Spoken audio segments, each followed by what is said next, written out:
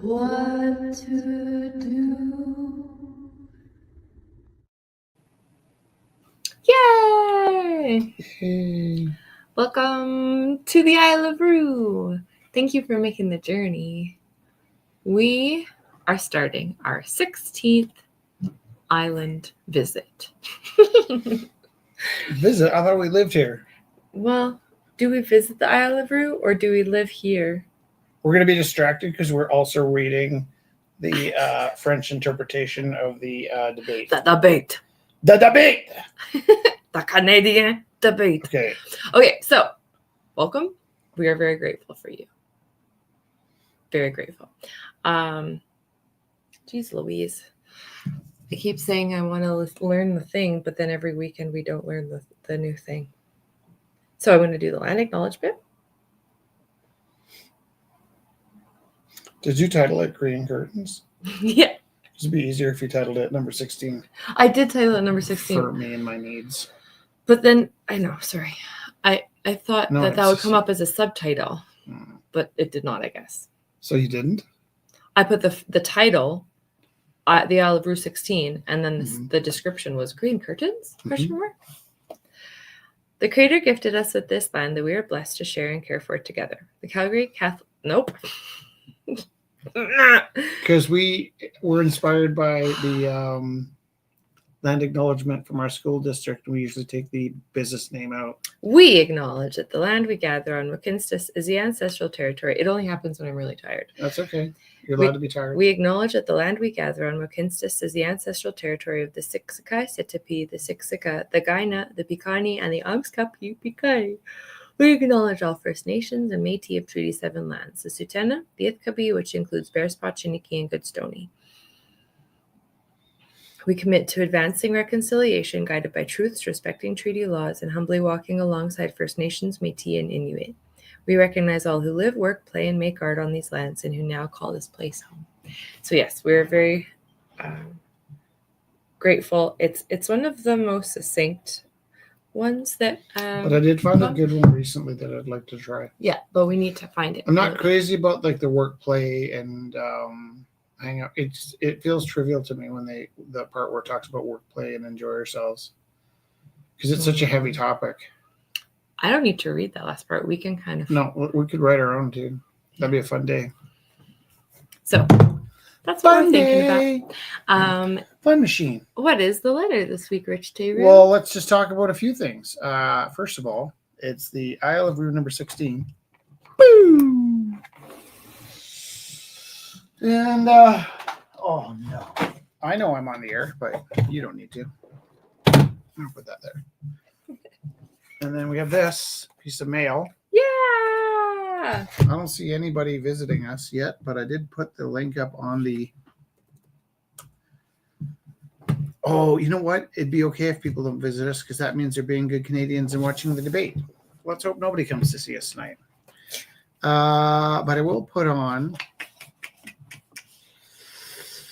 You're correct. The letter was... Oh.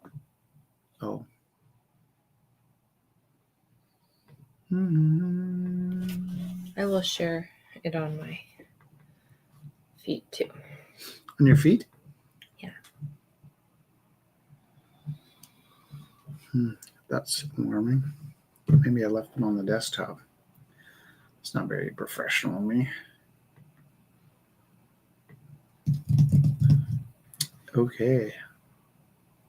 Mail.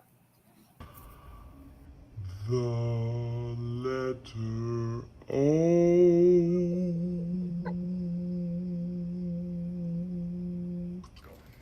Yeah, do it. Ta-da! Okay, the key. What else? Just knocked my phone out of my hand. You like decked me when I was... I'm so sorry. Full on decked me when I was opening that door. Trying to video. Just trying to video, man. Just trying to video. Letter O. So in my book,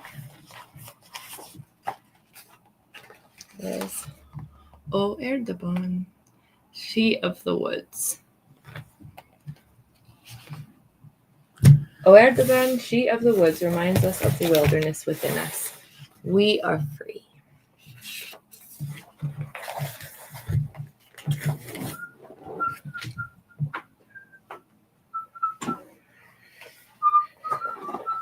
I really like using Felix's knife to open things.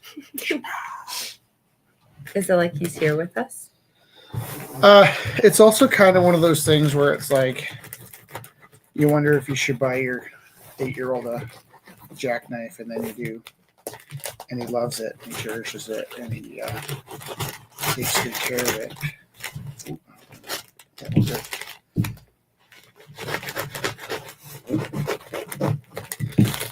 Those letter openers, we're gonna save this part. Hi, Amanda. Yeah, because we have a binder. Okay. We have his address. Yeah. Okay. There's part of it. That's perfect. Good evening.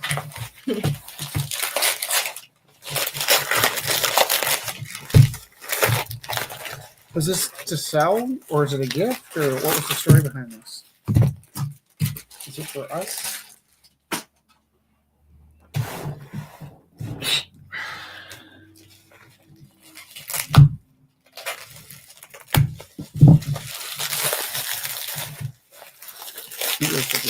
Oh, did we buy this when we were raising money for? Yeah. There's the thing in the back. Old buddy and old chum. Oh my goodness. Stickers. Oh, and that's for our friend. Right. So this money is going to a Walmart gift card for our friend. Thanks, Dad. Struggling. And some slap tags, or one might call stickers. Something like that. And this.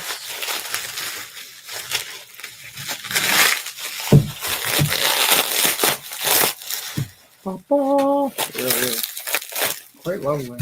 Oh, lovely. Lovely From Zach. made. In BC. It's not nice. I really like the subtle shifts of blues. Mm-hmm. That's starting to feel a little bit like we're in Curlet, where, oh, you know what? These stickers might go in our mail instead of like street tags.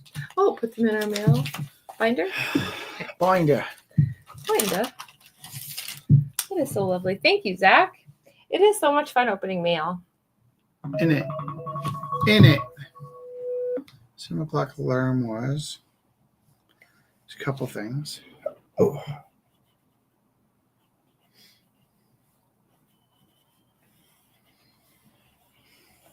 A whole lot of notices.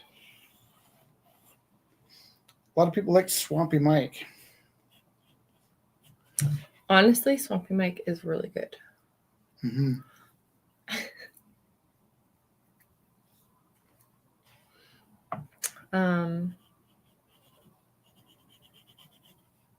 We hope everyone's heart is feeling good. It has been hard times, I think, and we're just thinking about everybody and hoping everyone's taking care of themselves. Being part of the universe right now is hard just because of all of the feelings going around. But not to get bogged down, to let them go through you, feel it, learn it, and then release it is something I'm trying to think about this week. Let it go. Yeah. What are we zooming in on today? Zoom in on me.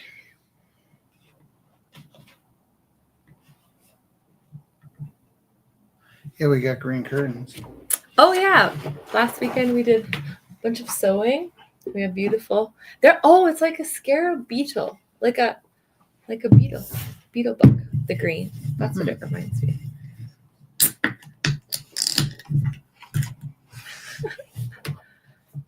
Jagmeet Singh was just talking about how Mr. Kearney is wanting a magic spell.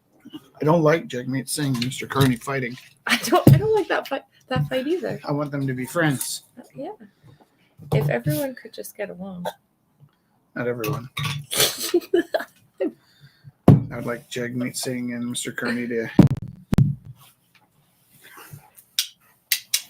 be partners. Also, we in a can be shit-kicking partners. contest. We could be partners with the lovely leader from Mexico and the people of Mexico. How great would it be if we could be partners with our American friends? Oh, that would be so nice. I remember those days. And I think everything will, Even just you and I have hard times being partners sometimes. it's hard. Life is hard. Everybody thinks it's easy.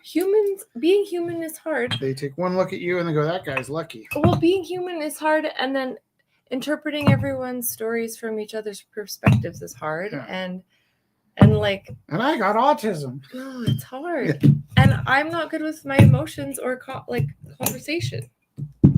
So all right, where does this blue go? Back in the thing. Oh, you have 2 sheets there. Isn't that nice? Yeah. So it's like, I feel like we're all doing okay as long as we keep trying.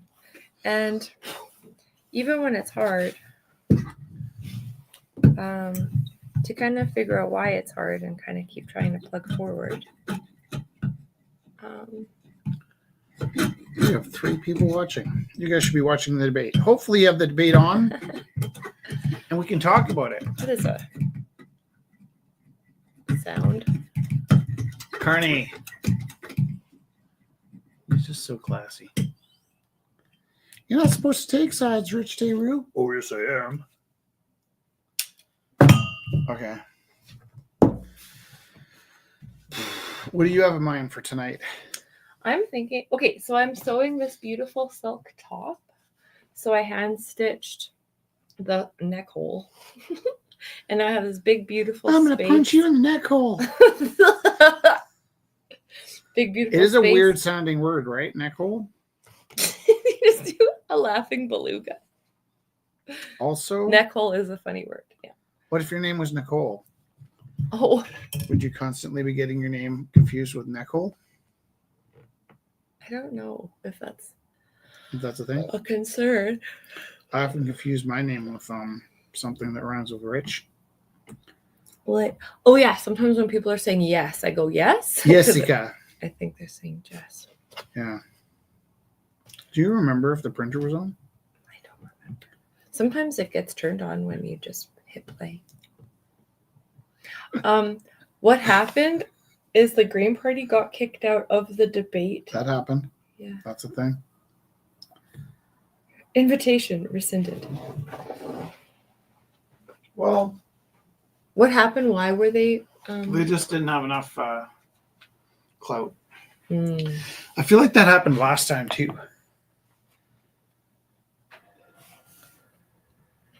Well, you know, sometimes it'd be like that, I guess. Come on now. Sometimes like these little things pop up when I'm right in front of doing something. It drives me nuts. Penta. So I got a nice drawing of like this mother goddess holding all of the planets and the suns and the moon. But I wanted I really love like red simple stitching, and I really want to do like simple red line work. But sometimes it's hard because my drawing style is not always what I want it to be. And sometimes I want it to be more oh my gosh, that's so fun. You're planning a vacation to Japan? That is very fun. I'm glad to be doing this with you. Who are you going to Japan with? Or by yourself? That seems scary. I have a hard time flying to like Vancouver by myself. I need help. I was a little help from my friends. Lots of help. Did I press print? I think I did. Should I press it again? Well, sometimes she just doesn't want to do it right away. You willful strumpet. What was that we were watching? They said really funny things. Impudent strumpet! Everything. Everything we watch says funny things.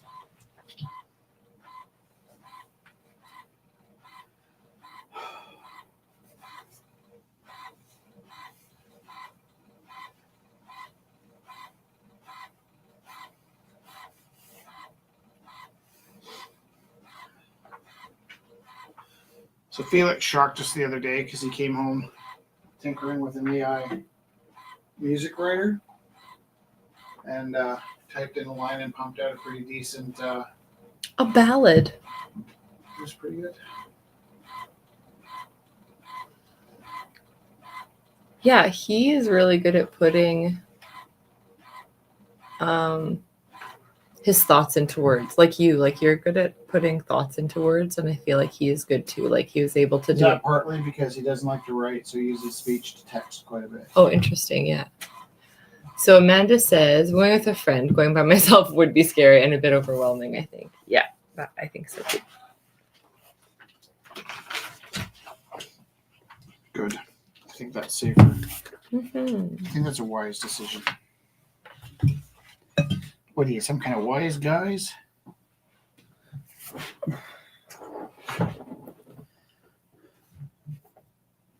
Let's dig into what makes what's so important. What? No, I was just reading the thing. Oh, in Quebec, that's the breakdown. Quebec. How is the split in Alberta? They're looking at the breakdown in Quebec now, and then when I see a difference, I will. Oh, I see a difference. I mean, when the screen shifts. I'm going to tell you something. You ready? Mm-hmm. I have never painted or drawn a beluga whale in my whole life. That is so wonderful. Can I tell you why? Why? They're just stupid looking. Like they're stupid shapes. And it doesn't matter how well I do this. You might go, oh, nice, a beluga whale, but it won't make a nice painting. Because they're just stupid looking beasts. And I do remember growing up at the Vancouver Aquarium and being mesmerized by the orca. What a handsome looking beast. Right. And terrified. Just being irritated by the belugas. Like, why couldn't you have more delicate shapes? You know, like if Beluga Whale was a character in a teenage drama, its name would be Moose, and it would be the bully. And maybe there's what? The beluga would not be the bully. Yeah. Like, no. Give me your lunch money. No. The orca would be the bully. The orca is so mean. I'm not talking about being nice. I'm talking about having nice shapes. Oh, based on physical qualities. I get it. Yeah. Because I was like, honestly, the beluga just seems super happy. Beluga. There we go. Just so this is us. Very happy. I have a question. Yes, my love. Would you like at some point to read your book onto the live feed? Like part by part kind of thing? Yeah, like for one thing, like as we go through the alphabet, you could do the letter that we're on. Oh, just threw stuff on the floor. Oh yeah, I did. I have been doing that. Really? Yeah, I think so. Maybe not the entire part. But That's what I'm saying. The entire part. Okay, I will start tonight. So super fun. I shared, and I'll share it again. I'll share it again today. The link for voting for my audiobook. It's up for an award. Audiobook? Yeah, the audiobook is up for an award from the Cover Colorado Visionary Awards. So I'm up for an award for my audiobook of The Goddess Alpha. What you could have won any of those awards. It was really hard. So did you have to pick? Miss Lorraine Sheba, yes, my dear Lorraine Sheba she asked me, and then we were choosing. And again, because of the American-Canadian exchange, the application was a lot more money for Lorraine than it was for other American applicants. So she kind of had to make decisions of what was feasible. And so for the fees? Yeah, really. And so I think she made a wonderful decision. And so it's in for audiobook in the Cover Awards and out of Colorado. And then my book is in the Alberta Book Publishers Association Awards up for illustration. And it is hard because there is poetry section and there was nonfiction section, which it has been a bestseller multiple weeks. So nonfiction, poetry, but it's interesting because it was made as a piece of art originally. Yeah. And so it's funny to think about it as an illustration because it was the imagery first, and then I wrote the book around it. So that's kind of an interesting thought. Yeah. So it would be fun to go and dress up and be part of those awards.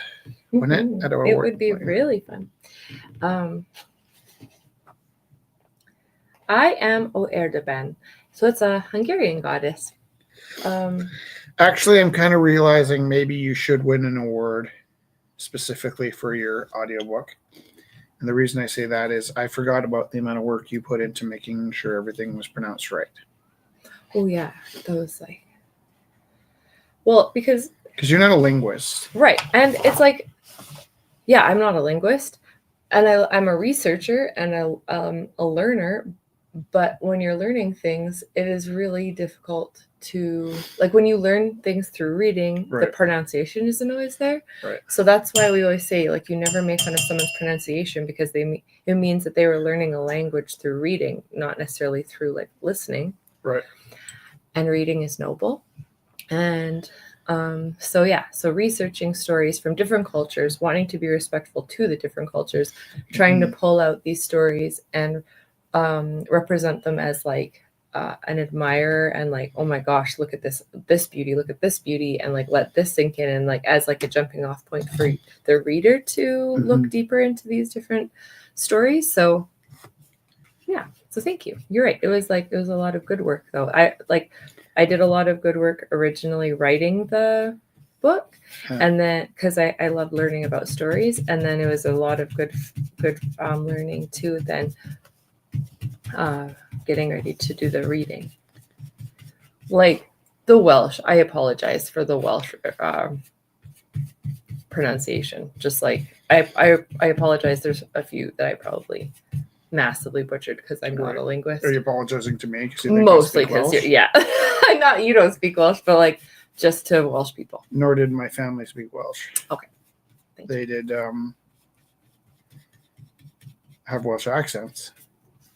Right. But they did not speak Welsh. Only in the mountains. That's interesting. I am Oerdaben, she of the woods. Long hair, rough skin, no shoes, claws that scratch the earth. As I walk, I drag my toes and plant wildflowers in the grooves. My home is the forest, alpha flora. My music is the songbirds. My companions, the other forest folk, the lost, the lonely, the bugs, and the things that eat the bugs. I make my own clothes, skin stitched together, sinew and twine. I have no more than I need. I move around like the wind, like the rain clouds. I am here to remind you you are free. You have to fight for your freedom. There are things and objects and stuff that will clog up your air, cover your surfaces, stop you from breathing. Know what gives you life and what takes it away. Reflect on where you live.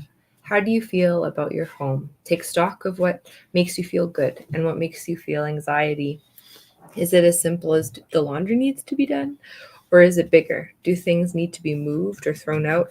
Sit. Don't rush or act rashly, but feel deeply and intentionally. Not just the things in your home, but the home itself. We forget. We've made choices to get where we are, priorities and jobs and obligations. We've placed us where we are now. Are you happy? Remember, you are free. We are free. We have all of nature you have all of nature inside you. Can you reconcile your insides with your outsides for peace? Clean your house. Organize your things. Donate what you don't need. Fresh, clean spaces. Open windows. You need air. And this is a very good one for this time of year. Meditate. Open your windows. Sit on a clean floor comfortably. Imagine trees all around you. I am she of the woods. My home is in the trees. Scent of pine, cedar, oak, Imagine your mind with your mind's eye, your roots reaching deep into the earth, drawing the energy from Mother Earth, giving your own energy back. A fluid transaction, reciprocity. I am with you in this exchange. You are free. Nice. Nice work. Yeah, and like we've been talking a lot about like our jobs, and like you've been like, because there's all the negotiations of the things coming up, like the strike vote and all of these things, and it's like to remember that it's like we all work together and we're free to make decisions. And I like that you really do, you talk to lots of people and you like listen and you learn from lots of people. So I appreciate that about you, because I listen to people, but I don't really necessarily ask questions or like dig deeper, because I feel like I'm so in it. Like we're just doing math like halfway point of my career, so it's like I don't know really what else to do, but the idea of I think for a while we kind of thought about escaping from teaching. Yeah, like not to say we don't love it, but it seemed like maybe we might reach a bigger audience doing different things, right? Yeah. And then we got this bigger audience, especially with like the TEDx talks and the opportunities we had during COVID. And so, yeah, lots of opportunities came, and we, decided in those days, in those times, in those moments, that teaching was where it's at. And I think like your ego wants more, right? Because you do this teaching gig, and your kids go off and do interesting things, and it's like exciting, but also kind of like the bell rings and you start over from scratch. So, I mean, I especially like it when the cool things the kids are doing are becoming other teachers, because that's a really interesting point in your life too, where you're like, well, maybe this isn't about me becoming some kind of art star, rock star, music star. Maybe this is about me teaching other kids. And I remember just this noble feeling I had when I decided to become a teacher. And at the same time, a lot of my friends were becoming teachers. Right now, Neil's thinking about becoming a teacher, or he just enrolled in university to be a teacher. And I think there is a kind of exciting, really noble stage at the beginning before the work kicks in. And then the work kicks in and you kind of go through a suffering stage. Like, no one can live like this. And I think that's good too, because that doesn't last. You get through it. You do, yeah. And then you get to this kind of stage. There's no point where you're coasting. Well, I think some teachers do, but not us. But what I think is important is that you've committed to this idea. And you started building something kind of wonderful. Yeah. I like you always say like what you do in this day is what you're doing. Everything you do at any given time is what you're becoming, right? And what you get better at. And then I thought about that, like, oh, like I do have an opportunity to be around people. There's a debate on people are giving speeches. Is that correct? Well, my little boy Felix gave a speech this week. Yeah. And he's only 12, but we're going to show it to you anyways. That's so nice. Where are we? Last night, I cut off my friend's head in a D&D campaign. This is my talk about storytelling, friendship, and imagination. Storytelling, without storytelling, we're just magpies. Storytellings have beginnings, middles, and ends. And because of stories, and because of beginnings, middles, and ends, we learned how to tell past, present, and future. Storytelling is how we share big ideas.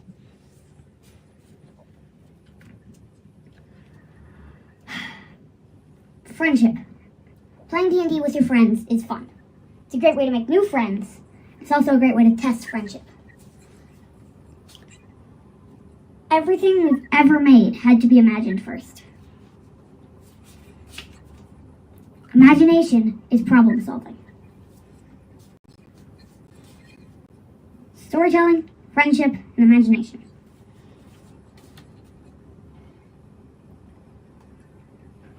So, D&D is good because it lets you cut off your friends' heads and you don't get grounded. That smile at the end is really cute. Yeah. And you don't get grounded. No, for cutting people's heads off. That was stuff. He was one of the first ones to give a talk in his club. And he was the first one to write his own. Yeah, right. Because he was the sacrificial lamb, really. And so the teacher offered to write him a TED Talk. Not TED Talk, a speech. And he decided to do his own. We worked on it on the weekend. He practiced it. And it went really well. The other two kids had speeches written for them, which is fine. But I thought that was pretty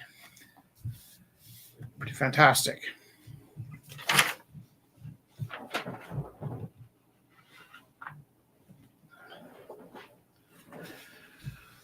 Okay. They got some experts on there. So Chantal Ebert is talking.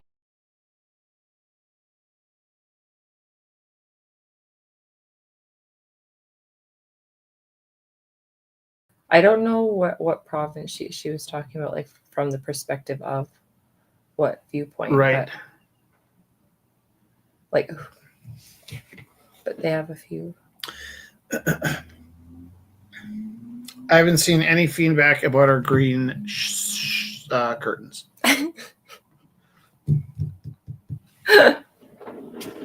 Green. Maybe it doesn't affect you, but this is huge for us. Like that was we're on 16, so 16 weeks of looking into the same red curtains, and these were our red curtains from our apartment. But at one point, we moved our red curtains into the gallery, and then we moved them back home. We have like 1, 2, 3, 4, 5, 6. We have 15 sets of curtains, not sets, but we have 15 curtains in packages of 2, 3, and 4, right? Yeah. Even 5 if you count the different shades of red, right? Right. And then we would alternate them and rotate them around, and they'd get to the gallery, then they'd go to our home, and then they go back to the gallery, and then back to our home. We shut down the gallery. We threw some out, and I kind of regret that. I kind of miss the yellow golden fuzzies. Those are great for photos. Maybe we can build another pair of fuzzy curtains. But I say that you do the sewing, so it's not really fair for me to suggest. Oh, I like lovely fabrics. It's just like we just couldn't take those from the gallery back into our home, I think, after how long they were in the gallery. Right. They were not like these are cut nice and short so they don't drag on the floor. I should have done that to the other one. I think these were in the gallery. Thanks, Chris. I thought it went without saying. That is so kind. Yeah. It does not go without saying, know that we need positive feedback, just like anybody else. And actually, the thing that blows my mind is, and I was talking to somebody that knew me through the gallery, but also knew me through somewhere else today, is it always shocked me when people would talk about me being scary, because I thought I was being my most gentlest. And you were saying that about when we were with the kids downtown in Cochrane. You're like, oh, you're so gentle with your students. I'm like, what are you talking about? I'm gentle all the time. But I forget that I come off like an ogre. No, it's not that you come off. It's like your stature, maybe like you said, you're built a certain way, but then it's like you are a very gentle person. Oh, they didn't even mean shape like an ogre, but thanks for that. No, I didn't mean shape. I'm teasing. Stature is like psychic. Yeah, your psychic stature is strong. And we should get married again in Vegas. Oh, that's fun when we drive through. Yeah, don't tell people we're traveling to the United States. We are traveling to the United States. And the reason for that is we don't dislike any kinds of people. We're going to stick to the blue states, and we will be eating Canadian food. But I am taking Felix to Disneyland one last time. I only started planning for this before this happened. Before the trouble. Oops. Where are you going? I boiled water a long time ago. Oh my God. Are you kidding me? What? Is it possible that we could have tea? Yeah. Oh my God. You have no idea how happy I am about this situation. That's so nice. The tea situation. Your favorite? You know what I need to do, I think, is tone it down a bit. Let's just see. Yeah, you know what? The green screen works on many levels because they're shiny on one side and less shiny on the other. And then to block out the sun, we have like 3 of these slats left in our what are they called? Vertical blinds. Yeah. And then behind that, because our vertical blinds are so sketchy, I have a like one of those heat resistant blankets pinned up. So there's a ton of things happening there. In the summer, it's a lot more light coming in through the balcony, so we have to do a lot more work. In the winter, like when we opened the Isle of Roux on our first, the sun went down like an hour before we went to broadcast. By June, the sun will be still up while we're broadcasting. So I'm a little bit bent on fixing these vertical blinds. And then on top of everything else, we're also thinking like on a nice rainy night, we might have the windows open. You can see our beautiful view from the balcony, the 15th floor, looking over the west side of downtown Calgary. And but I really feel like actually my 2 least favorite color combinations, Jess, in the entire world, my whole life was green and red. And I just barely tolerated Christmas because of green and red. I've hated those 2 colors together until, do you know when? What? You had a dress that was green and red and white from your Hungarian dance. Oh, yeah. And when I saw those colors on you, I was like, those are smashing. Hungary, another country trying to dismantle democracy.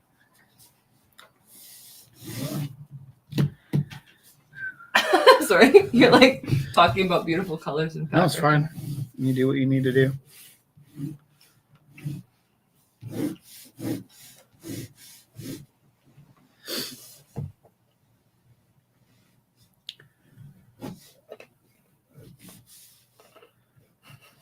I'm gonna chew on the live feed. Okay, here's a What are funny you thing. chewing? I opened a thing of cereal. Oh, I love that. Would you like some? No, because I'll have gooey's in my teeth for an hour. I thought you were making a fancy coffee or something, but you're mixing your ink. Am I ever? Yeah. My blue ink. And we're going to order some more. Oh, because we set the alarm opposite. So this is the, doesn't go for long. No, it doesn't. That's the indigo. Are they seeds? Those tiny little bits? No. It's dried leaf extract. Dried leaf extract. What does that mean? So indigo comes from leaves, Yeah. and they break it down in a vat, So it's ground. down, but Yeah. then they also let it dry, so then it goes back into Let powder it form. dry. Oh, and there's also a process where it goes from the green leaf to the dark blue. Right. What chemical? Do they add a chemical or? No, it's not a chemical. It was something though. Like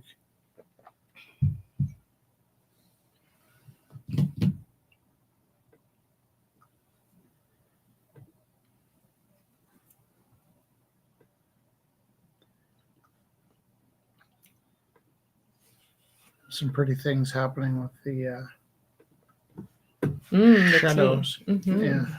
Tea for Daru. It's really interesting. I did a couple of drawings that I really. Oh, Medusa, would that be cool on my? Wouldn't it?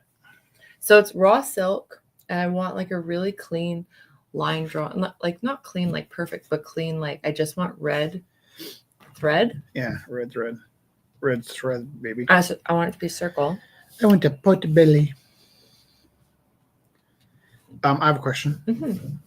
Did we talk last week about how refrigerators work? Oh yeah, and then someone made the joke like, "Is your refrigerator running? You better go catch it." Really? I thought so. Somebody said that at school the other day. Oops. What was that? Water bottle. Nice. Okay.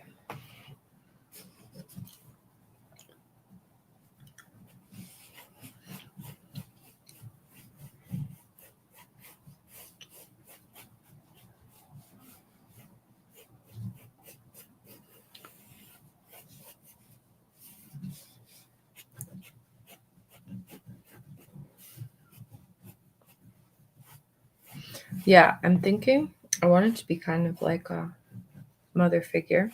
I was thinking about Mary. Then I was thinking about doing like a Mary Magdalene.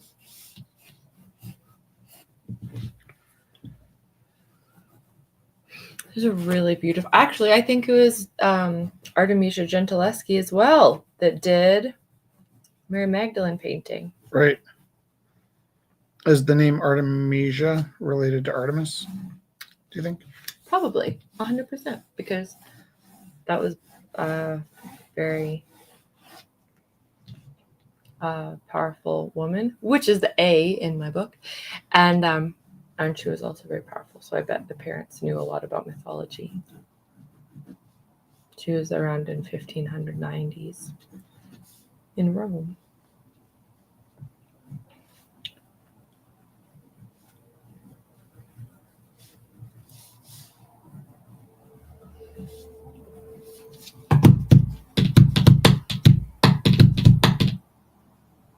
Fancy coffee. What if I drank my indigo?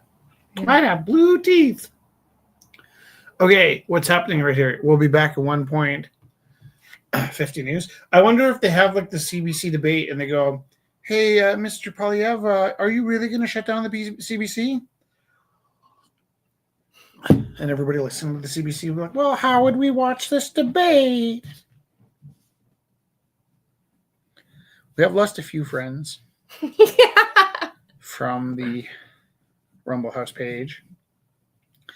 And I would suspect it's from me shooting my mouth off. But here's what I'm going to say.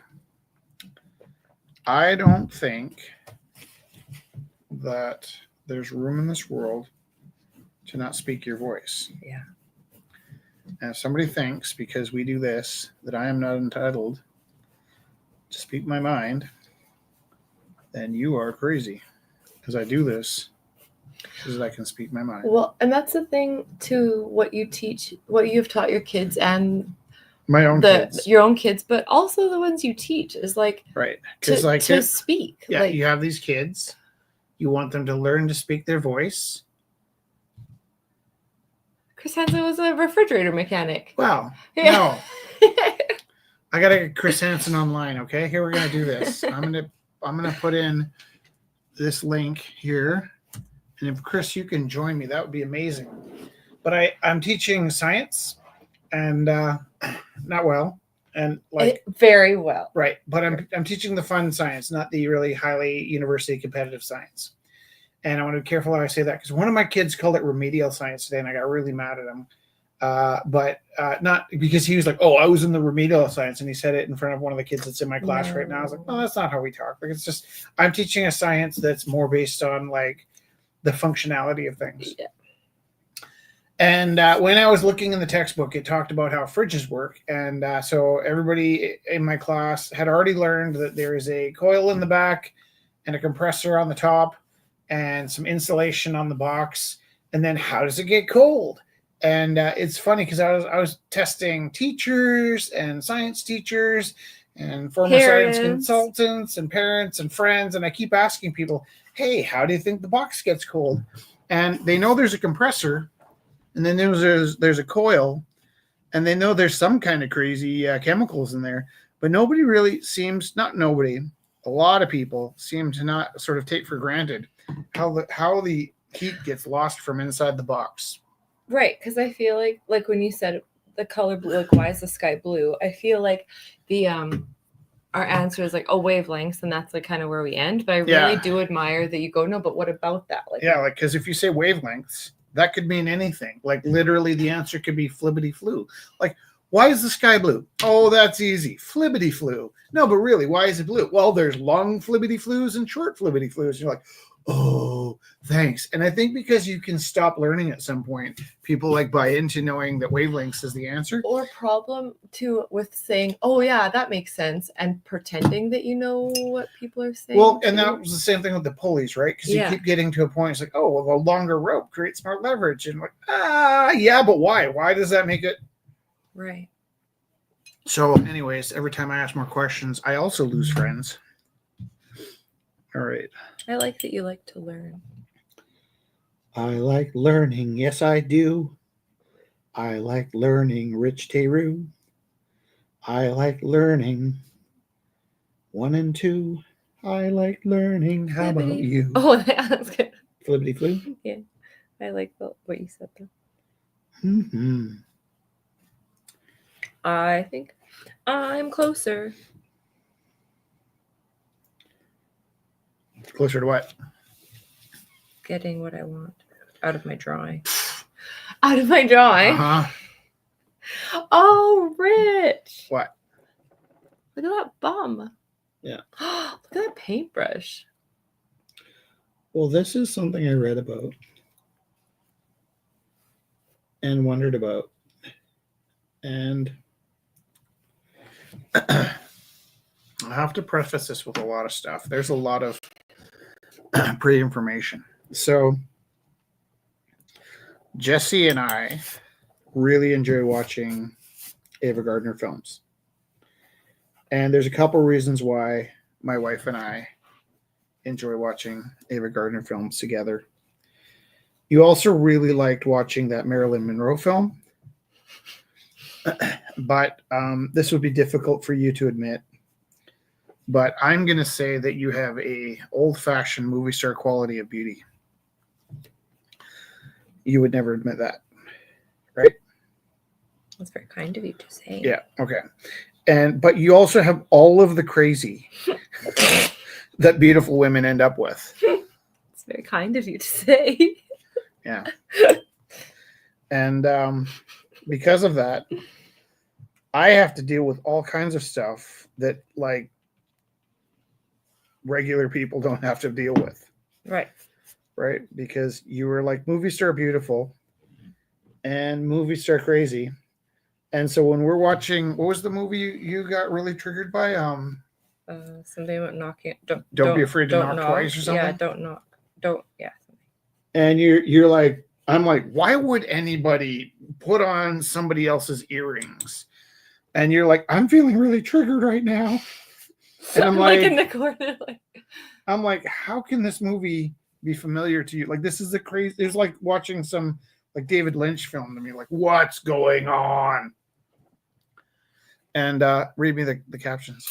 So Chris Hansen says it's all about heat transfer. The Freon temp is lower than the temp in what you're trying to cool. And if your fridge is 45 degrees, then the Freon goes in at 25 degrees, absorbs that case heat, and then moves it. So the way I've been describing it, Chris, is that the no, I didn't know it was Freon because my book didn't tell me. But let's just say the Freon, because it goes into the compressor, and when you're forcing the particles to compress, you're forcing a gas to turn into a liquid. And you force the gas to turn into a liquid, it steals heat because it needs the heat as part of that transfer. So therefore, inside the box gets cold. But outside the box, the compressor is no longer compressing that gas into a liquid. The liquid's able to turn back into a gas. Is that correct? Or is it the other way around? And then the heat is lost. It lets go of the heat. And that's why there'd be like warmth behind your fridge. Now, when I say that, that's me explaining it to myself. Because every time I tried to look it up, I kept getting back stuck on the fact that there's coils and a compressor. Happy birthday to Kelly's husband. So I hope I'm right about that. But for me to realize, because normally what you do is you use heat to change of state. Like you change the state from, ice to water by using heat, and then from water to ice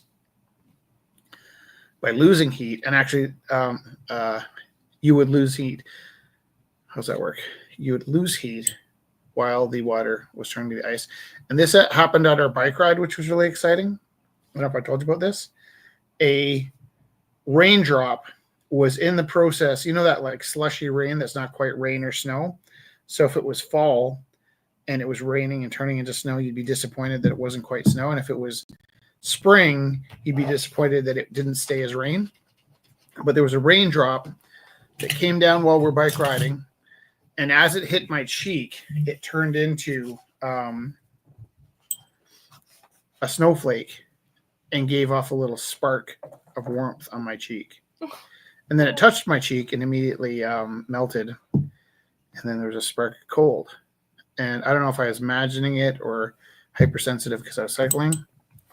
But that was a really magic moment. And then,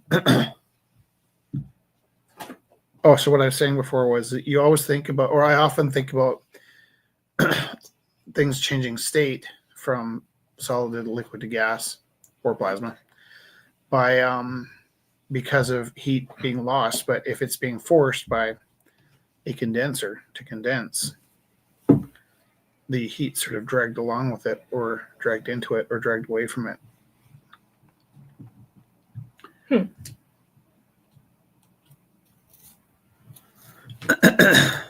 Why do they keep? No problem. What happened? She said thanks. For what? Happy birthday to her Oh, husband. for the happy birthday. They were out for dinner. No, we were in. I actually just brought steaks home and he cooked them on the barbecue. Oh, that's wonderful. That is nice. And then usually we watch a little bit of a movie while we're eating. So we're watching Clash of the Titans. That is fun. Which one? The 2010 one. I think we just watched the 1980s one recently. Yeah, that was a good one too. That scared the bejeepers out of me when I was a kid. Because Harry Hamlin had a helmet that made him invisible. And I think I was thinking he was heading into a scary swamp, but it didn't seem that bad because he had a Invisi helmet. And then he dropped his stupid helmet in the water. And then he was visible. And I was like shitting bricks. And I was like in grade 5. And I was like, I need to go home right now. My mom's like, no, we paid for these tickets and you're going to stay. So between Clash of the Titans, when I was really little, and even smaller,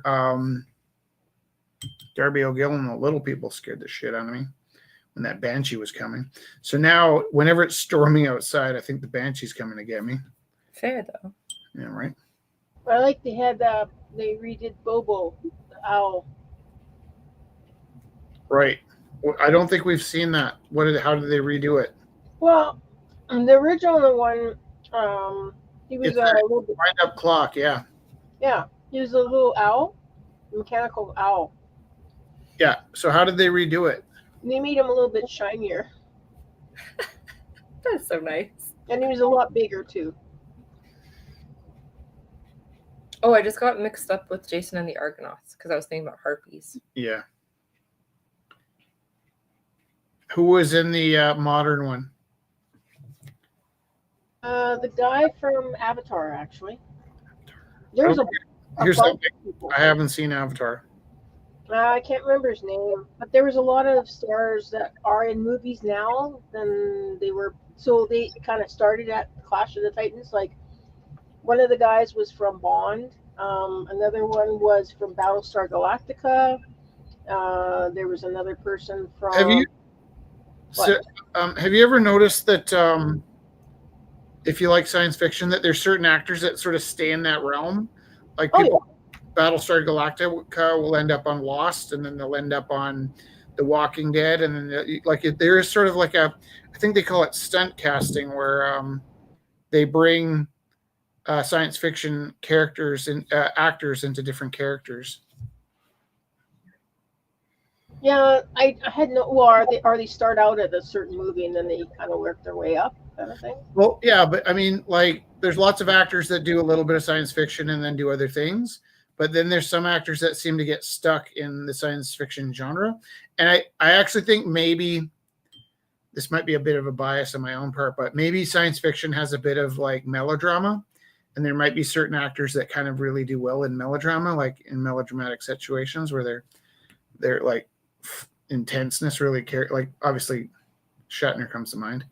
But I wonder if like it's a style of acting that gets locked in, or if it's just the way people identify with them and who's hiring and that sort of thing. I had noticed that one of the guys, he was really young. He was actually an X-Men. He played Beast. Hmm. And then he's also in. I haven't seen the new one. It's the one, the Dracula movie with.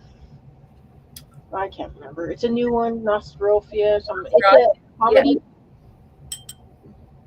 I can't remember the actor's name, but he's been in a couple. But to see him so young in this, in the 2010 movie, was interesting. That is cool.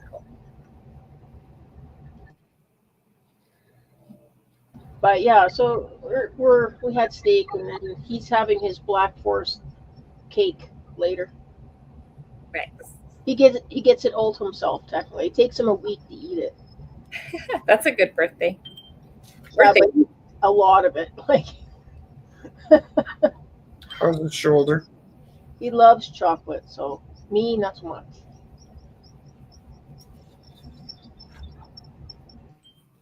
I have the next week. I have the Calgary Expo coming up. Yeah. We're gonna go see Calgary Philharmonic Orchestra play Empire. No, Empire Strikes Back. It's not the CPO. It's It's isn't it when they have the orchestra playing and the music, the movies in the background? yeah, but it's like a different group. It's not the CPO. It's like they do specifically, like you said, the movie. It's like a movie group, Cinematique or something. They're French. I wanted to go see that one or the Bugs Bunny one. We saw the Bugs Bunny one too. Was it good? So good. Oh, like heartbreakingly good. I Like, wanted to see that one because I never got a chance to see that one. I think a long time ago, me and my friend went to see. We did the video game trader. It was like it came to the Calgary. We were there too. yeah, we were there too. Yeah, like when we saw when we heard the Halo soundtrack, that was awesome. It was at the Jubilee, Yeah, that's where it was. and Yeah, it was when Oliver was about grade 7, I think. It was like Felix's age. Yeah, so it was a while ago. But we were there that night as well. yeah. We didn't know you back then, but we were in the same building. Oh, good. Yeah, I don't get to see much stuff. I've always kind of wanted to go see stuff, but I get too busy. Oh, that's fair. But yeah, if I get a chance to see the Star Wars one, maybe one day. We were gonna go to what do you call it again? Not Comic-Con, but what's it called? Yeah, Expo. That's where she's going. Yeah, but it's not Calgary Expo. Calgary Expo. Yeah. So I haven't been to Calgary Expo since Big Bang made Calgary Expo like a cool thing to do. Right. I used to go when it was just like freaks and geeks. Yeah. And we almost went this year because Kevin wanted to go, but also we remembered that we're taking Kevin to the orchestra, and for Kevin's sake, Because it's his birthday coming up too. Yeah. Sorry. for Kevin's sake, we decided that might be a lot of Rich Teru for one weekend. Now Jessica doesn't get a break, but Kevin gets a little bit of a break where Kevin and Rich work together, and we decided. I even said to him, like, that might be a lot of me for one weekend, and he's like, "Yeah, you make a good point." But he's kind of an introvert. He kind of needs his alone time, and so even though we have a week off, we are going to make time to go to the symphony together, but we're not going to the expo As well. Well, I'm excited to see. I've been following him for a long time. Adam Savage, he did the Mythbusters. Yeah, Oh, nice. I like Adam Savage a lot. And so he's going to be there. Yeah. Yeah, Friday, Saturday, Sunday. Who was your favorite person to see at the Comic Expo? Jeez. I think the one we saw was the guy from Stargate Atlantis, the guy who played Shepard. That was exciting. And then Stephen Amell. My all-time favorite was the last time I went. I've told the story online a few times, but the comic convention wasn't a big deal when I went. It was a fringe activity that outsiders were part of. And I remember, okay, so talk about biases. the week I went, there was a home show at the other end of the Saddle Dome. The home show was like brides and home show or something combined. And I will say, the lady in front of us in line had like salon hair, probably a $700 leather jacket, really tight, expensive jeans. What kind of jeans are expensive? Like sevens. And really expensive shoes. And she was in line with what you might say is nerds going to see comic books. And I felt kind of bad because it seemed obvious to me that she was in the wrong lineup. And I didn't want to speak to her because I have like this caution of like speaking to people in public, especially like perhaps if she was like a conventionally attractive lady, you know, like people like, hey, you know, you're in the wrong lineup, lady, hey. And so I didn't want to be like a know-it-all or whatever, but I did sort of think like this was like a 4-hour line. Oh yeah, and that's that she was in the wrong lineup, right? Yeah. And so I kind of considered saying something, but I didn't because I thought, well, you know, like, well, also I was with Felix. Oliver. I was with Oliver, and I didn't want to look like a creep. So I didn't say anything.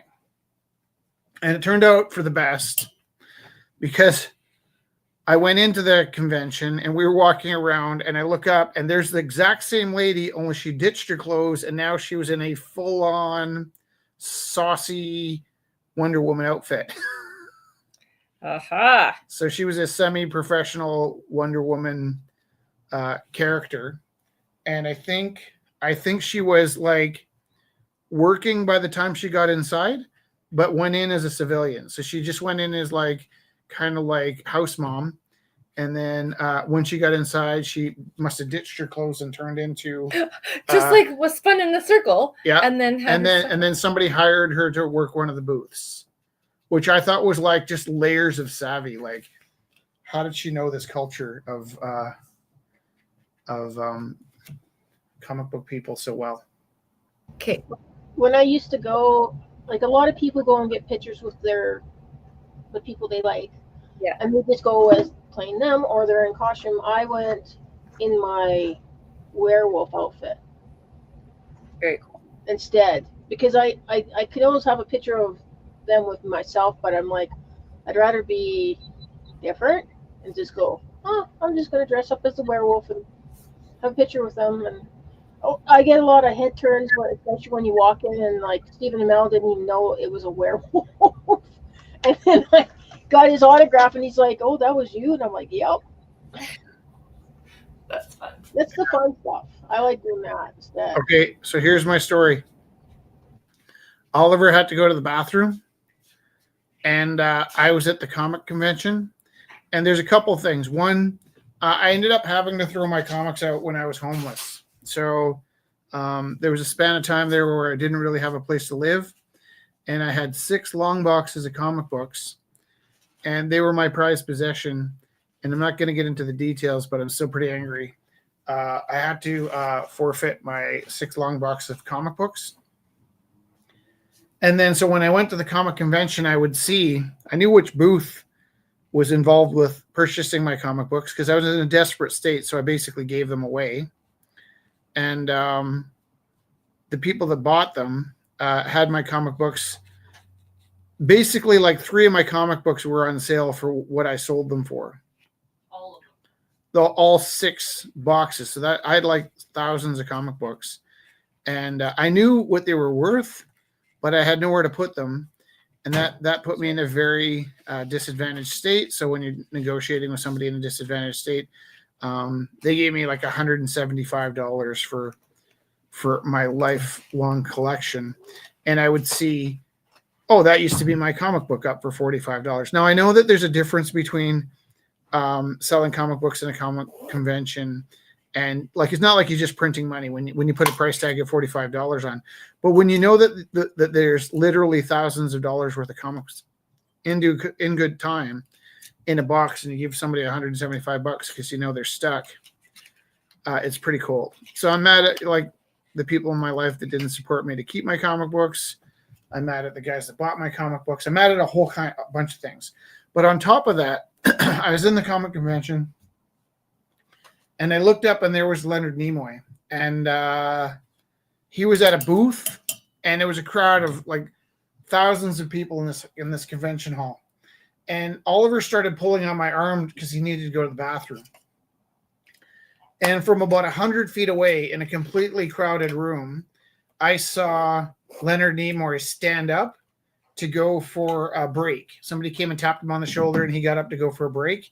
And he got up and he looked at the length of the line, which was like from inside, wrapping around the corner. It was probably a kilometer long. So I was interpreting him. I was imagining Leonard Nimoy saying, am I going to go have a break with this many people in line? And then as he scanned across the room, he scanned over to me, and he stopped, and he locked onto me. He glanced down at Oliver. He looked back at me. And I imagine him thinking, that guy looks like he's just the right age, that Spock probably meant the world to him. And is he seriously thinking of getting into line? And he just stood there in this room, and he held my gaze for like, it felt like 30 seconds. Maybe it wasn't that long, but for a very long time in this crowded room, Leonard Nimoy just stared at me. And then he just gave me a nod and smiled. And like, when I say this, I was also aware the people around me were all bustling and do things. For sure, there was like 1,000 people in the line staring at him because he's about to leave. But out of this entire crowd, he just zeroed in on me, locked in eye contact for the longest time, and then just smiled and nodded. And I felt like Leonard Nimoy had said, the lineup's way too long. Don't put your kid through this. I see you. I know I probably matter to you, and here we go. And I don't care if I made that up in my head. It's one of the best moments of my life. And, for all I know, he had dirt in his eye, right? He has mud in your eye. But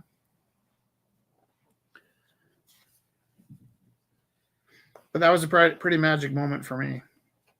I've done that too, where I look at the lineup and I'm like, I don't really want to. Like, they don't like it that you go stand in line and then you get to the top and you just want to say hi to the actor. They don't want you to buy stuff. But when you can't afford much, I usually just, my highlight is to go talk to them.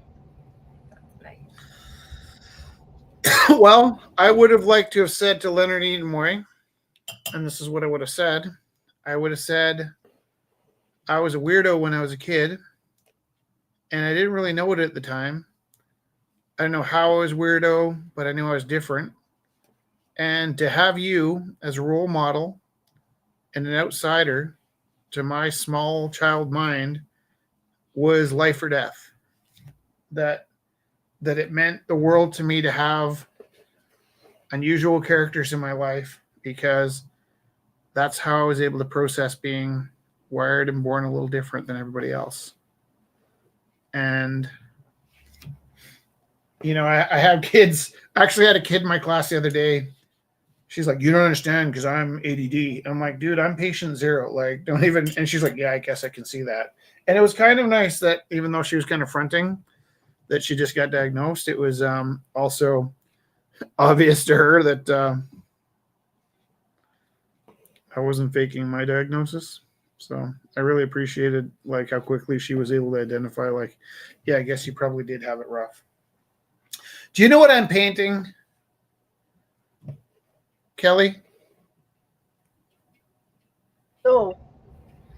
So what had happened was Ava Gardner had been placed as the romantic, desirable, beautiful lady in several Ernest Hemingway films. And after she had a tumultuous divorce with Frank Sinatra, she went to go stay with Papa Hemingway.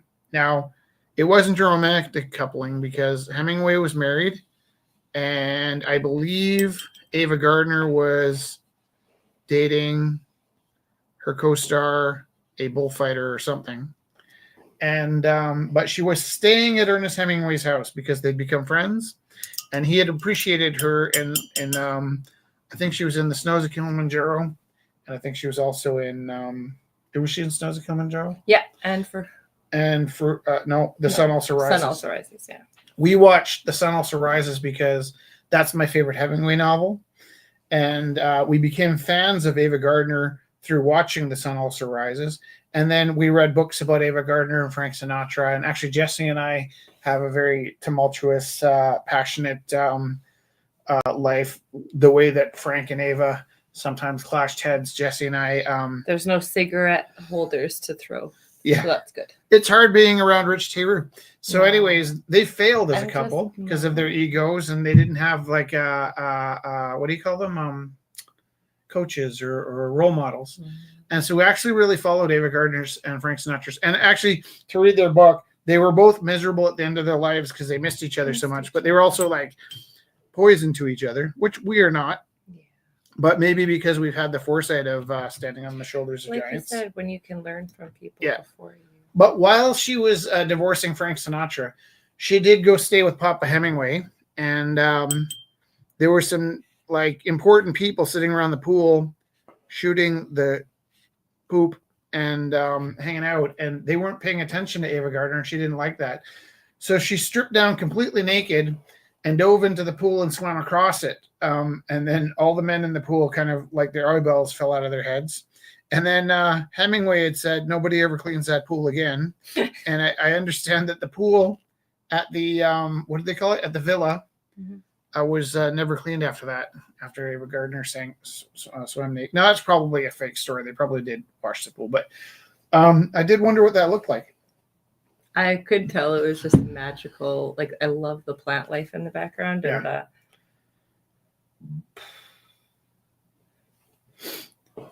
Okay, so I just finished this guy.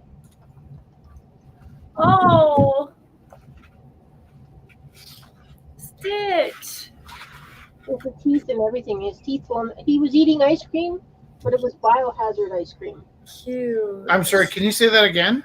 He was eating ice cream, but he thought it was real ice cream, but it ended up being biohazard ice cream Where does one find biohazard ice cream? on his planet. I was gonna say he's an alien. Oh, I see. So I did all his teeth and everything to make it look like that, which took a while. What time is It's it? really great. And then used 2 different resins. So there's a resin, and then there's like another resin, so he looks like he's drooling. Kelly, did you watch Le Debate? No. No, I It's 13, by the way. Is the debate still on? No, it I is have a lot of paintings. ended. Did you know there's finished paintings in here too? Yes.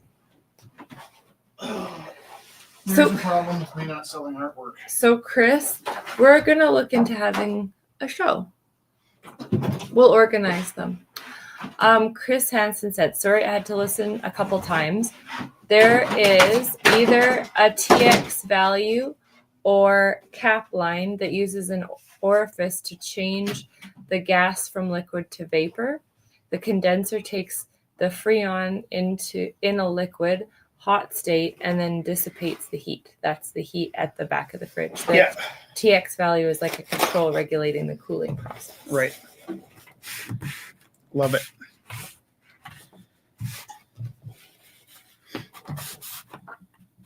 I wonder how many times I've dripped. What's this stuff called again? Indigo? Indigo on new carpets. Luckily, the carpets are dyed with indigos. Yeah. Okay. We're good. You're good there. Something can get messy. 8:15. How did the debate go? Did anybody follow it? It doesn't really matter. Actually, a friend of mine asked me, like, are we all going to watch the debate? I'm like, we're all going to watch different debates. Right. Everyone. That's what, like, we're talking about, like, even between us, like, we hear different things based Yeah. on who we are. And also what we want to hear. And then you end up having the conversation about the conversation afterwards. Like, Yeah. oops, he meant valve. Failed spell. Oh, don't worry. I'm not judging your spelling.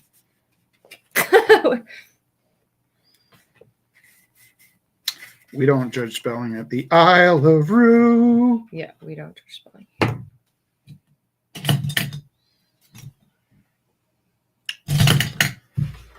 I'm embroidering Mary Magdalene on this shirt. She is pictured often with a skull, to represent her being well, skulls are often what do skulls symbolize to you in artworks, Rich Me? Taru? Yeah, to you. Yeah.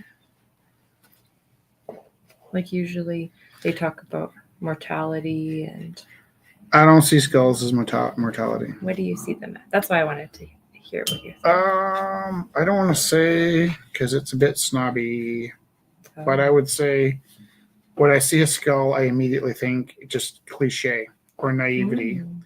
Because I think that, like, when I was in high school, of course I wanted to draw skulls.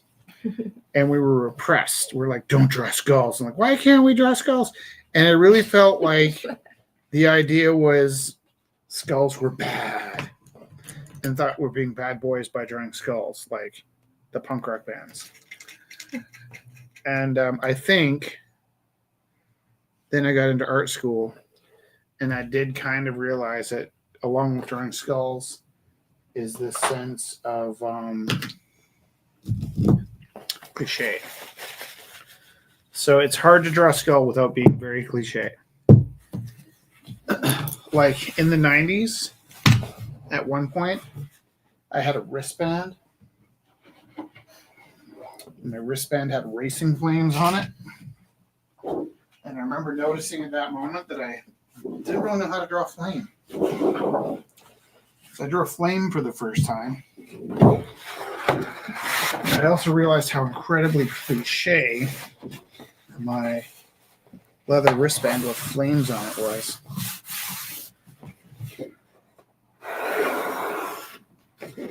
Hey, you found the paper behind the piano. You're not funny. You want to see where Felix is at with the Yes. present? With Wolfman. Wolfman. Oh yeah, this week was an intensive, right?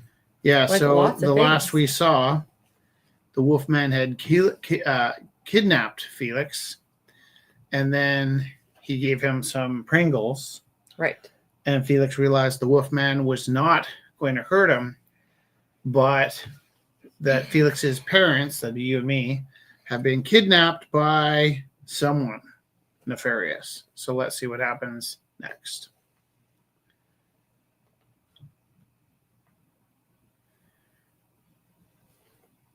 Guess what? That's just the empty ship. That is so. What a nice ship you made. So let's go ride in the spaceship. I don't know how that happened. Let's try that again. It's okay. It's not that one, it's this one.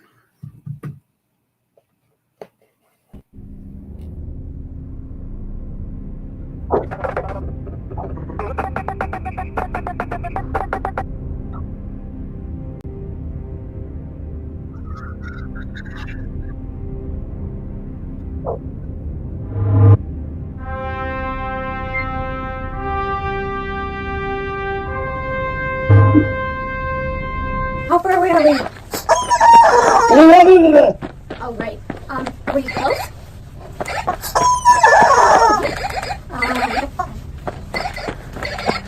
Is that an MK-14 flight module?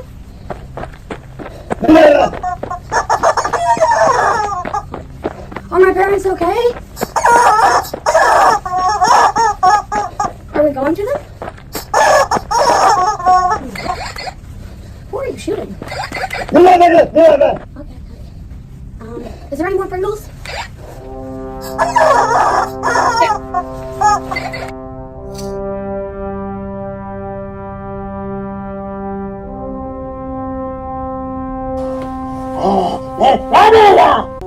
Good job, Wolfman. Here you go. Felix, I've been trying to keep you guys safe for so long. The Dream Eater has gotten Rich and Jess. It's because of their incredible imaginations. He's feeding off of it. But wait, where are my parents? Artemis, the Dream Hunter, has them. They are tasty treats for him. He lives off of creativity. He's not evil so much as hungry for imagination. He dances and absorbs all of their creations. They are infinite, but one day he will come for you for fresh tastiness. He's feeding off of their ideas and their creativity. And you might be safe now because you are not fully formed yet. You're still small. But he will come for you because you are an incredible force of creativity. How do I save my parents? You have to overload the Dream Eater's brain. You have to go into creativity, supernova blastoid, and explode him with your awesomeness.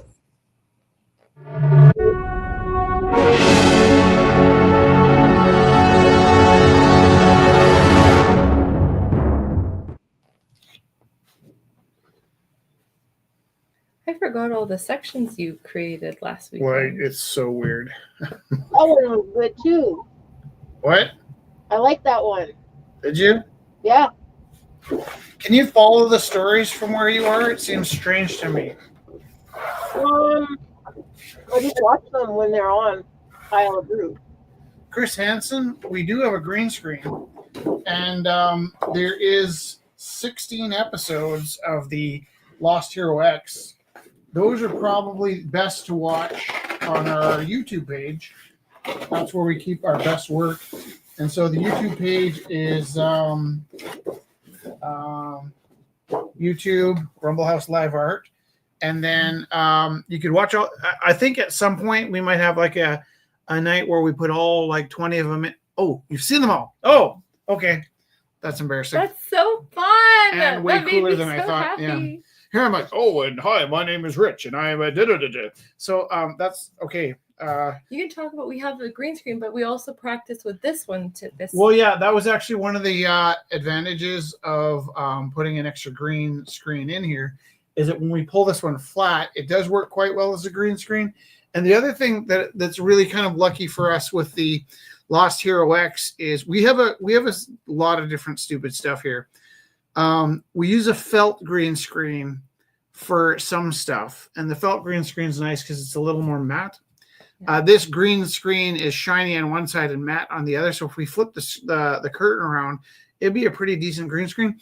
But I actually love the challenges of our lo-fi, low budget, zero budget lo-fi productions. Yeah. And I find I'm pretty comfortable with where the green screen falters because it just creates kind of spacey highlights. So I was gonna say it's like translucent. Like, right. There are a few other silly productions we've done, like the Peter Polydactyl and the classroom scenes.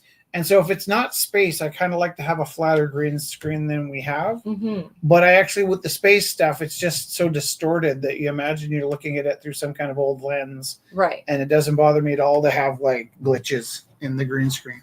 Right. But yeah.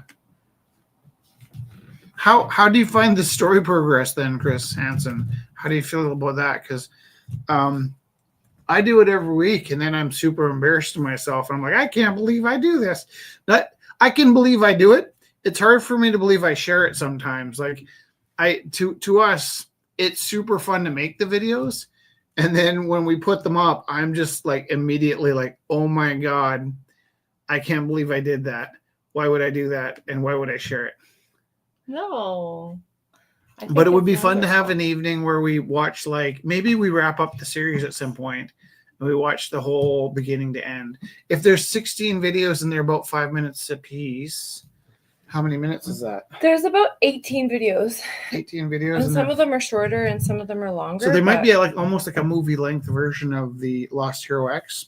Might be fun actually if we rent a theater like we did with the Christmas, the Very Rumble Christmas, and we could all go watch the Lost Hero X in a movie theater. That would be pretty fun. Can have season 1, season 2, season 18, season 20, season 30. I don't know if there'll be a season 18 of the Lost Hero X. Right now, the narratives, like Kelly, the whole show takes place at my kitchen table, right? Like every now and then we go on location, and that's a lot of work. So it's like, how many different stories can I tell from my kitchen, from my breakfast table, right? A lot. Like, I don't know. You're doing pretty good. Well, you can do when you go to Disneyland. All right. So we're kind of like thinking about that, right? I know that we're going to upset people by crossing over the border on this road trip. But for the road trip, we have a plan to go. You want to hear a trip plan? Yes. Okay, good. Do you? Because I mean, it'd be weird if you didn't want to hear it, but you felt compelled to say yes. No, actually, I went to Disneyland, so I want to know. Okay, so here's what we're gonna do: is we're gonna after Canada Day, we have the Isle of Roux on a Wednesday, and we have to be packed before the Isle of Roux because after the Isle of Roux, we're going straight to bed, unplugging everything, and then Felix, Jess, and Rich wake up before the crack of dawn. Yeah, the chicken thing is the chicken thing is like so upsetting on so many different levels, and but we have this wolfman that doesn't speak, and so that's his only way to communicate is two squeaks means no and one squeak means yes. And actually, Wolfman, not Wolfman, but Wolfman, he kind of sits in the same space as Dead Kevin, where it's like we're leaving that space for people to make up their own minds about what he's saying. Okay, the trip goes like this. We do the Isle of Roux on the Wednesday. I think it's the day after Canada Day. And we get up the next day and we drive all the good long day from Calgary, Alberta, probably stop at Head Smashed in Buffalo Jump, go over the border, which might be dodgy. I'm going to wear Mickey Mouse ears and be super like, hey, just taking my family to Disneyland. And then we drive all the way to Pocatello, and we'll get to Pocatello late in the evening after a long day of driving. So the first day, you just got to shut your brain off and imagine. I don't really arrive there. Can I tell you, after this hard work year, I feel like it's just going to be so joyful. To sit in a car and do nothing, listen to audiobooks. Yeah. So great. And keep going. Yeah. So we crash in Pocatello at a hotel that is nearby the Pocatello Natural History Museum. The Pocatello Natural History Museum will be interesting because it is so cute. Quaint. It kind of looks like somebody's like junior high science project. So it's kind of in an old abandoned apartment building, it looks like. And, like old rug with stains and, displays that sort of look like they might have been printed off your dad's printer kind of thing. And it looks like it's going to be cute and funny. But we wake up in Pocatello and we go to the Pocatello Natural History Museum. Then we drive all the live long day to Provo, where we go to a internationally renowned natural history museum, right? Is that right? Well, it's not all the live long day because Provo will come close, and then we'll be in Vegas. Yeah, and then we leave the Natural History Museum in Provo and I can't remember. Do we stay in Provo? No, we go to just Vegas. Drive through. We never thought to check and see if the other Natural History Museum is open late. No, you have not worked out. There's I got to check on that. Yeah. That's the thing I haven't checked. Then we go to Vegas, and it's possible we get to Vegas in time to go see a neon light museum.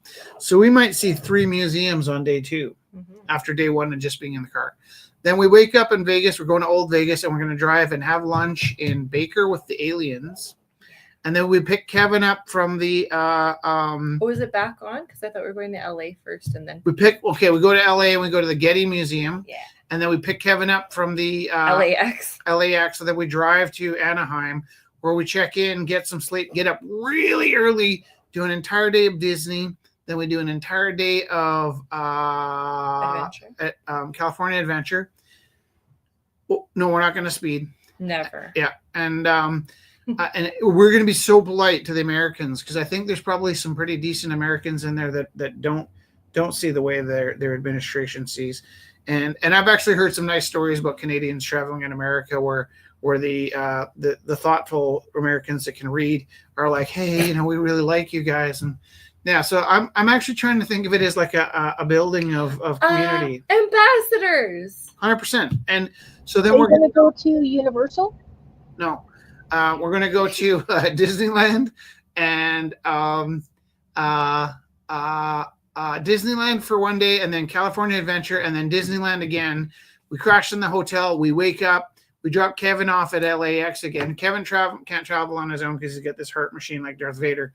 And then from LA, we're leaving for San Francisco, where we'll go to the MoMA.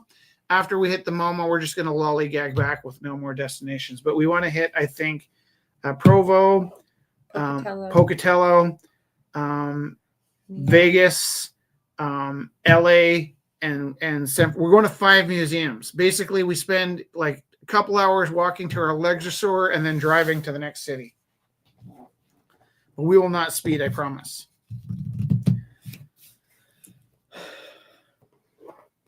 So it's actually is Disneyland is it Anaheim? Yeah. That's the one I went to the first time. Yeah. I think that's where they have the Indiana Jones ride. Yes, it did. Yeah. Yeah. Yeah. Did you like that one? Yeah, I had to wait 2 hours, and then when we got to the front of the line, I told my friend, I have to go to the washroom. How'd that go? They take you to the back, and where you can go to the washroom. You don't have to go all the way back again. Yeah. And so we got a new cart and everything. That was Wait, cool. did you say there was a way out? No, there was like they take you to the back behind the scenes, which was awesome. Who's this? In Anaheim, where you get to do the Indiana Jones ride. You told them you had to go to the bathroom and they helped you? Yeah, they have a bathroom, an employee bathroom behind the scenes. Oh. So What happened to me was little Felix was so excited to go on a ride, he didn't have the heart to tell us he had to go to the washroom. And then we're in line, and he goes, "Hey, Dad, I got to go to the washroom." And we're like in it, like we really were invested in this lineup. And I was like, "Well, I don't know what he's feeling on the inside." So I'm like, "Well, I can't tell from the outside how you feel on the inside, but what I need to know is this like a thing you can hold on to, or do you need to deal with this?" He's like, "No, I can wait." And then the line wasn't moving, and it was like I could tell he was straining. I was like, "Can you please tell me, do you need to go to the bathroom?" He's like, "No, I think I'll be okay." So he was really trying to be like generous to us, like nice, like not trying to wreck our moment in the line, until finally he started going a little cross-eyed. He's like, "I think I need to go to the bathroom." And at that point I got pretty pissed, because we probably could have found our way out if he told me the first 2 or 3 times I asked. He's a little bit like Jesse in the sense that he didn't want to be a bother and created a giant problem. Is that fair to say? Yeah, you do that. And then so I was pretty choked, because not only at that point when he decided that he needed to go to the washroom were we like deep into the line, but the other thing that happened was I can't remember what was holding up the line, but everybody was super agitated, and we were way closer into the line than out of the line. So instead of trying to move our way backwards, we just decided to go forwards. And I was just like, basically every single person I came up to, I said, "Sorry, my son needs the bathroom. Can you let us by?" And they kind of look at us and grunt, and then they'd sort of begrudgingly let us by. And then I think I said that like 3,000 times before we got out of line. And then Felix found a washroom, and he was just finishing the washroom by the time Jess and Kevin got off the ride. So, but that was really getting out of that ride was probably. I think Kevin and I left at the end of the line. We didn't go on the ride until we went with you guys.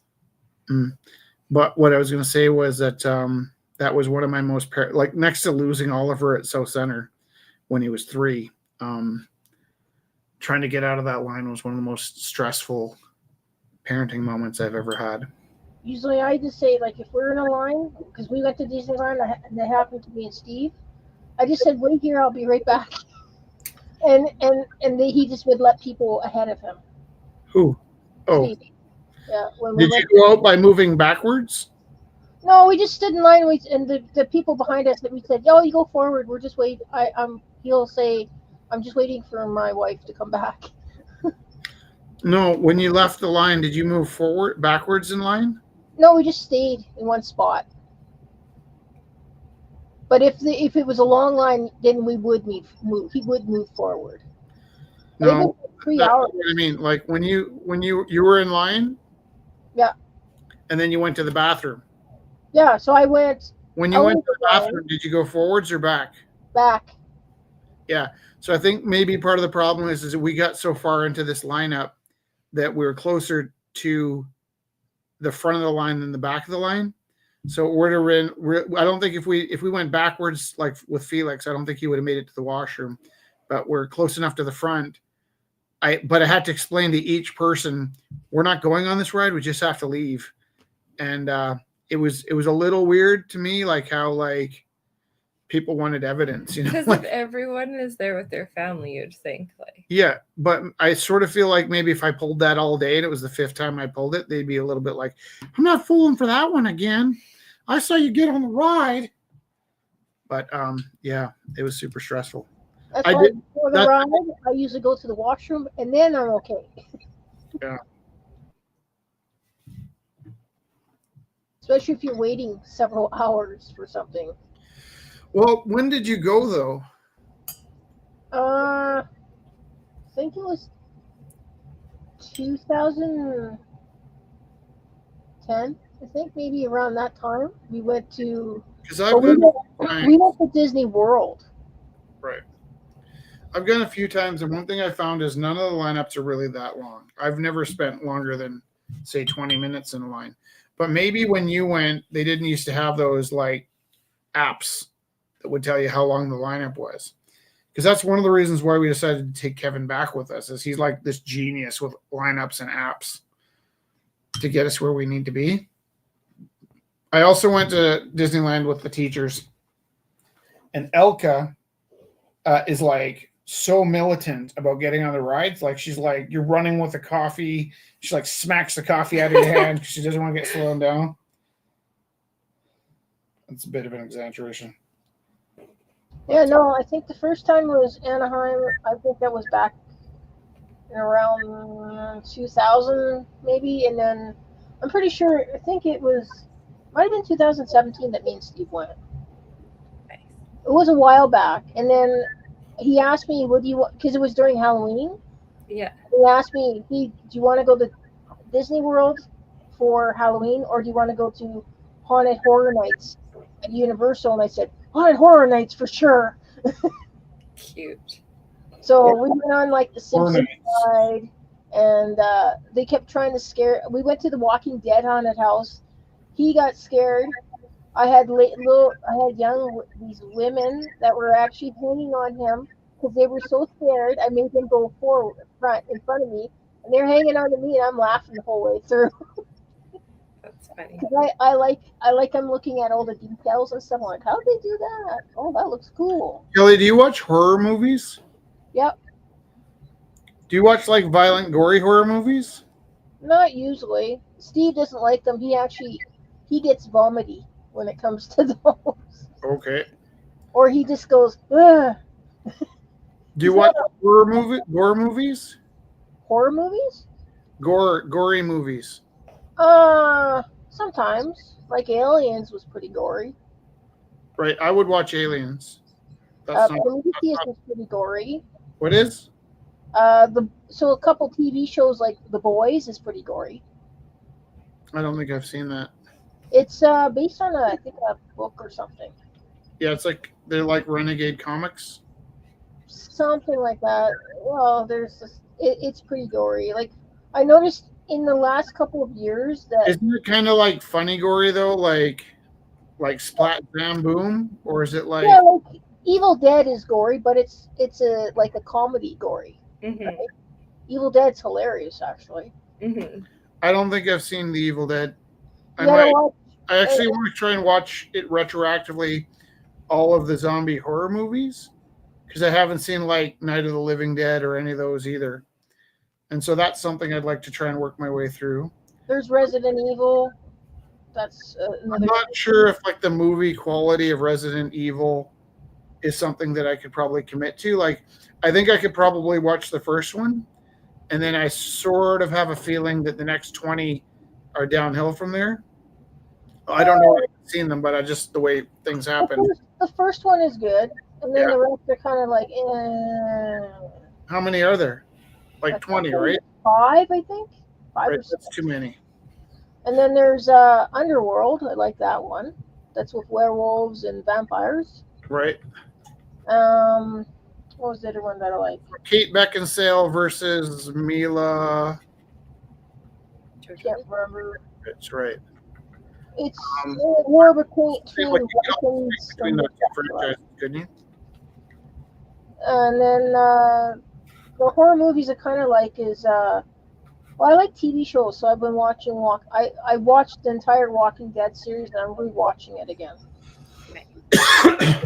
I haven't finished watching Fear the Walking Dead. You know what I did is I used ChatGPT to not have to watch The Walking Dead. Oh yeah, because you just I watch put it. like 20 TV shows in, and I asked them to just give me the synopsis of what I missed. Yeah, but it's kind of exciting to watch that.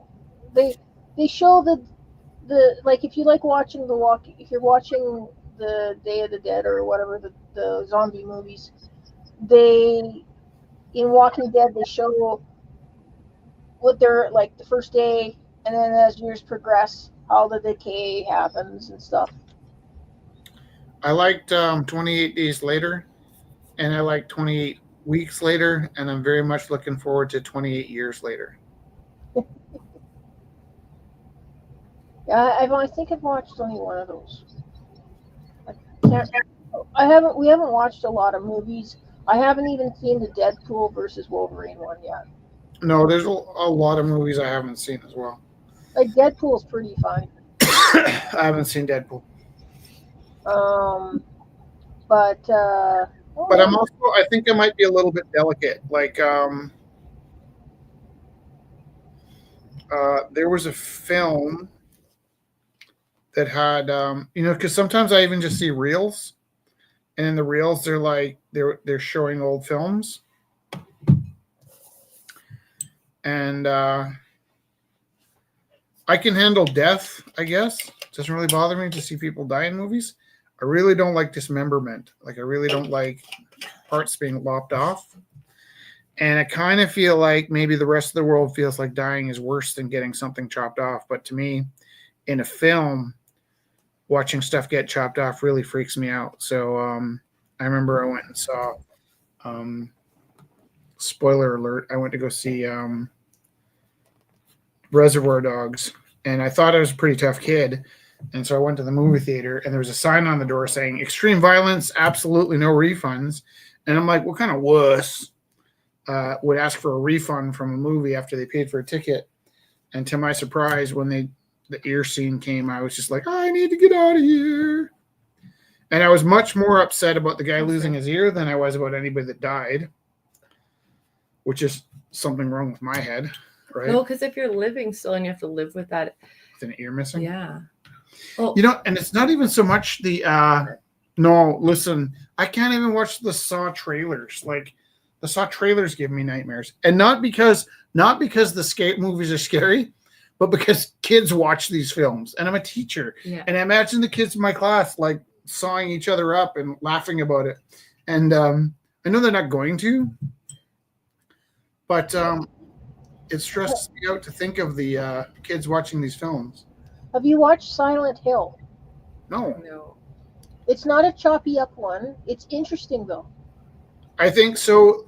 We did buy the board game twice. And actually, it was kind of like when I started getting some insights into yeah. Okay, so Chris, I think worse than just the gore on Saw, the idea even just from the first film where the guy would have to cut his own hand off or foot off or something, kind of like the original. Maybe it was the second film of Mad Max, where he handcuffed the helicopter pilot to the burning helicopter, and he said, "You probably saw through." And that motif is the same motif. Like, I think that's the entire film. Saw was about a guy whose foot was handcuffed to a radiator or something, and so that idea of sawing your own foot off is, well, that's scary to me because I would do it. I'd be like, no, I don't need that foot anymore, and so it's not like fantasy to me. It's like, I also grew up with a strange feeling like I was going to get a lobotomy at some point. Like when I was thinking about my early tattoos, I was always thinking like, well, what tattoos would I want to rock in prison? It's like, why do I always expect to have to go to prison? But that was part of my thoughts, is like, can I go to prison with this tattoo? No, I don't think I can. Yeah, there's some good movies that are, or like there's another horror movie I'm trying to think that was I know, like the Evil Dead series is funny. Is the Evil Dead zombies? No, yeah, probably. He opens a book called the Nemer I can't even pronounce it. Necronomical, book, which Am is I wrong? evil. Yeah. And he opens it up and he lets something out into our world. What was the other one you were talking about? Was funny? Yeah, that's Evil Dead. That's funny. And Funny. then what are you talking about now? Same one. Oh, okay. Sorry, I thought you were talking about different ones that sounded the same. There's a couple other ones. There's Zombieland's a funny one. Oh, we love Zombieland. Zombieland doesn't bother me at all. Yeah. There's like not one scene in that film that bothers me. I'm trying to I'm think of fine the with other one that was kind of funny. I haven't watched too many zombie movies lately. But so like the one you're talking about that was funny, he takes his hand off and he replaces it with a chainsaw. Yep. And that happens in the first film? Yep. What happens is the evil gets into his hand and his hand starts to try and attack himself. Yeah.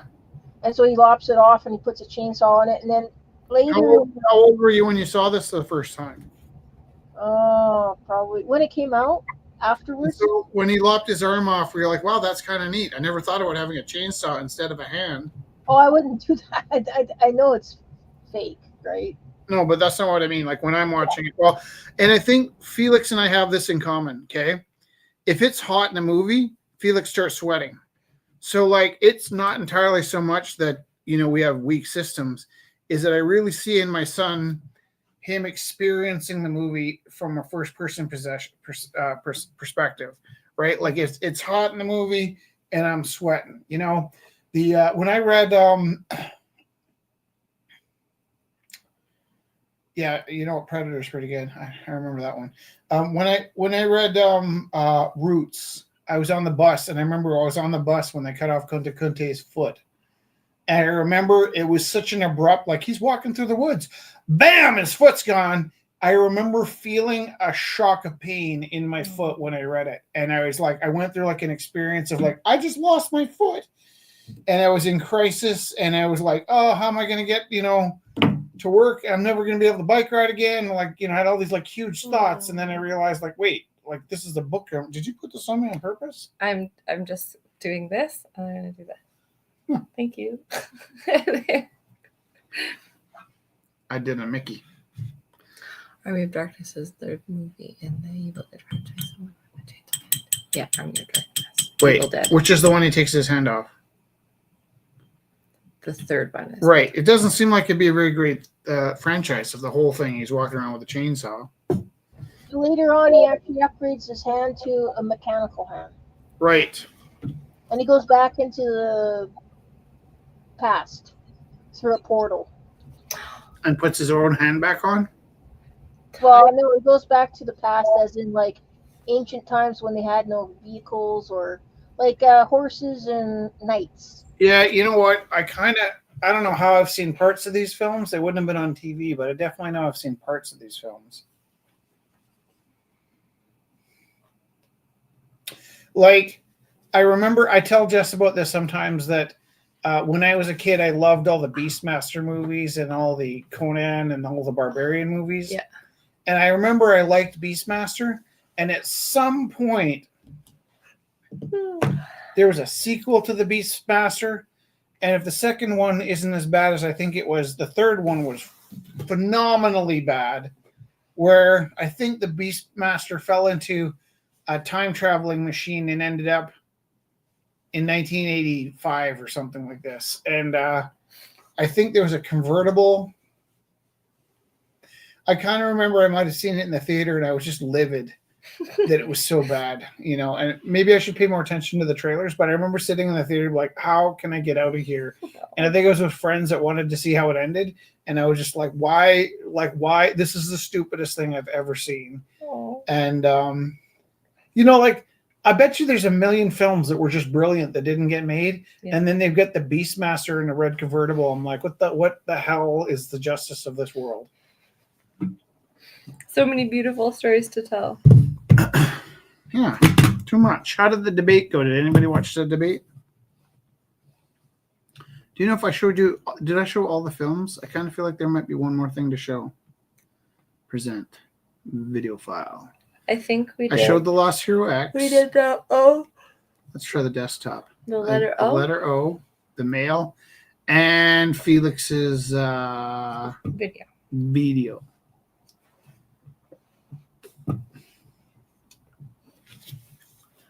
But should we have like an evening of all of the Lost Hero X's combined? It would be fun to watch them in Should we do it sequence. online like this, or should we try and rent a space? It would be fun like this. I think we have to build up a community again. Yeah. We have a way bigger community now than we did when we were in person, but we don't know where anybody is because they're watching the videos after the show's on. So we have people with us live, which I think would be a lot more interesting than watching it later. Mm-hmm. But most of our metrics are showing us that people are coming back and watching the Isle of Roux later on in the week, which begs the question: is Wednesday the right day to do it? I mean, selfishly, I've come to really enjoy my Wednesdays having a purpose. But what if Tuesdays had a purpose? I'm going to make a really big one. Square. I can't paint something in square format. That's what crazy people do. Do you have any ideas? Mm-hmm. Yes, no? Lots, but they're... What's right? I said that lots of ideas. You have lots of ideas? Yeah. What are they? Well, I'm thinking about... I'm thinking about Darkest? Mary Magdalene and... Mary's your thing. I know. That's what I'm saying. It's Yeah. like the things that I'm interested in. Yeah. There are things that I think about painting sometimes, but I know you have a really deep connection to, and I will actually avoid those things. Not because not out of like competition or not out of like, but just kind of like as a sign of respect. I understand that because I think I do the same. Yeah. I'll think of something. I'm like, actually, that's not really like what I'm excited to do. Oh no, I would be excited about Mary, but I also sort of feel like it's nice for you to have some That's sweet. provenance over top of certain ideas. You're a very considerate human. I really am. Do you know that when I was a kid, my sister used to draw, and then she won a contest at the library drawing a giraffe with a smile. And then I started to draw, and she kind of stopped drawing. But then she liked sports. And then I got into sports. She kind of stopped sports. And she was in band. And I was in band too. But I never really felt like I wanted to dig into it. Like we had a piano and I never played it because that was my sister's thing. That is hard. And come to think of it, I don't think it was like because of me, but the timing was weird. That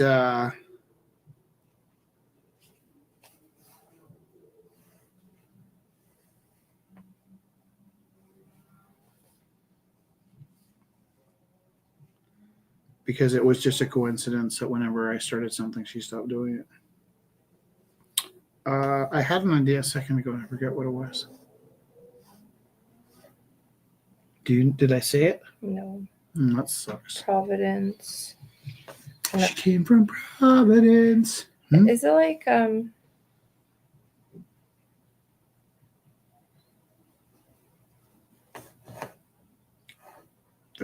mythologies? No, it was like I was like, oh, I could do that. It wasn't Army of Darkness. Predator. It was no. It was not the movies. It was like it had a smell. Oh. Mickey Mouse is a predator?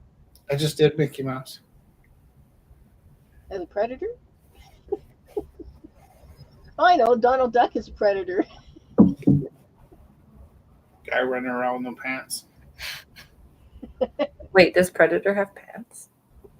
Yes. Well, Donald Duck doesn't. Shogun Assassin? Yeah. That's a great idea, Jack. Thank you for that. I also might paint a Shogun. I really love the samurai painting you painted from the movie. Seven Samurai? Yeah. No, thank you.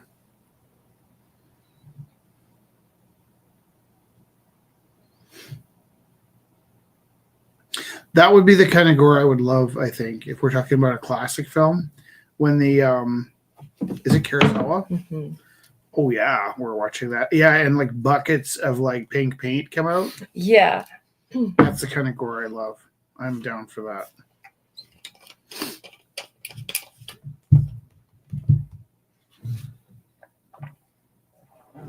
We're gonna watch that tonight.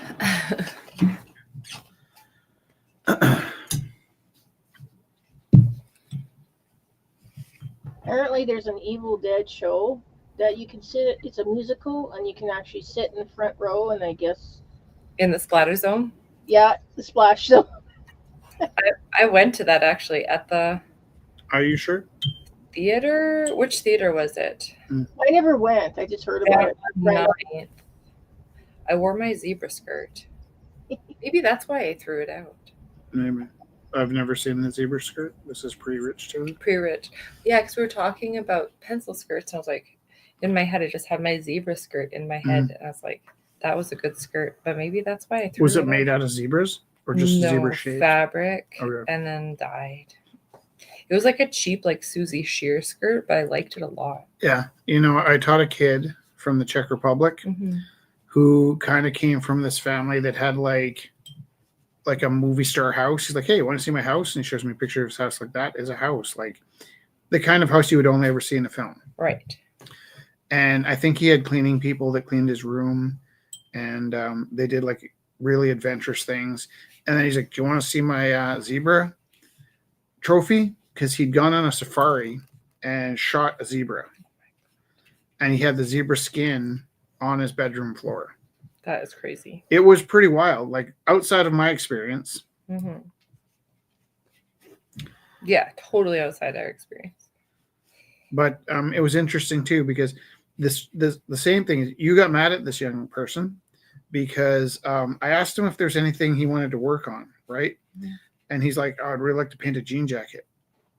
And at the same time that he's kind of asking me to buy him a jean jacket, he had like this, you know, really high-end upbringing. But because he was at school on like a foreign exchange, he just didn't have anything with him. Didn't have any way to get around. Wasn't able to get to like a Value Village to buy a jean jacket. And probably wasn't even really thinking like the cost of a used jean jacket from Value Village was very expensive. But you and I spent a lot of money on students. And I think you made a comment one day about him wanting me to buy him a jean jacket.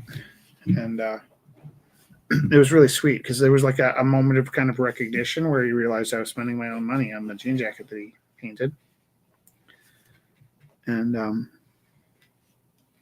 to some extent, I think that's sort of when we became friends. Because he was a hockey kid. Mm-hmm. And it was kind of laughable that he got stuck in art. Like, do you have any idea who I am? And he really bought into art. And I think he almost went to art school too, which happens a lot with my students. Mm-hmm. That is really nice because you do have a way of bringing people in. Of ruining people's lives. Oh, yeah. Ruining people's lives. Building the addictions. Yeah. Good addictions. Like these phone calls from parents who expected their kids to go into business and suddenly they're thinking of going to art school. Never goes well.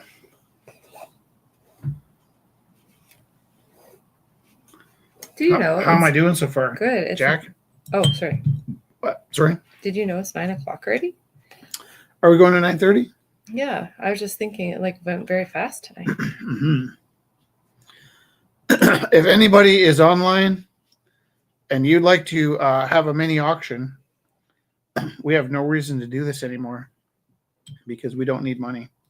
But what we did a few weeks ago is a friend of ours had a partner who passed, and we did a bit of a fundraiser, and that was pretty fun. So we don't have any reason to need to make money, but maybe we could do an auction for good deeds. But what I would need from you for us to engage in an auction is some sort of indication that that you'd like to have an auction. And if that was the case, then we will have a mini auction with the Actually, and on that 5 people that are with us right now. on that note, So hold on. Can I just finish? of course, Yeah. And then be on that note. So don't forget what you're going to say. Yeah. But the way you would do that is you would text us at 403-629-7424. And if you text us at 403-629-7424 and request a mini auction, we'll figure out how we do it in a second.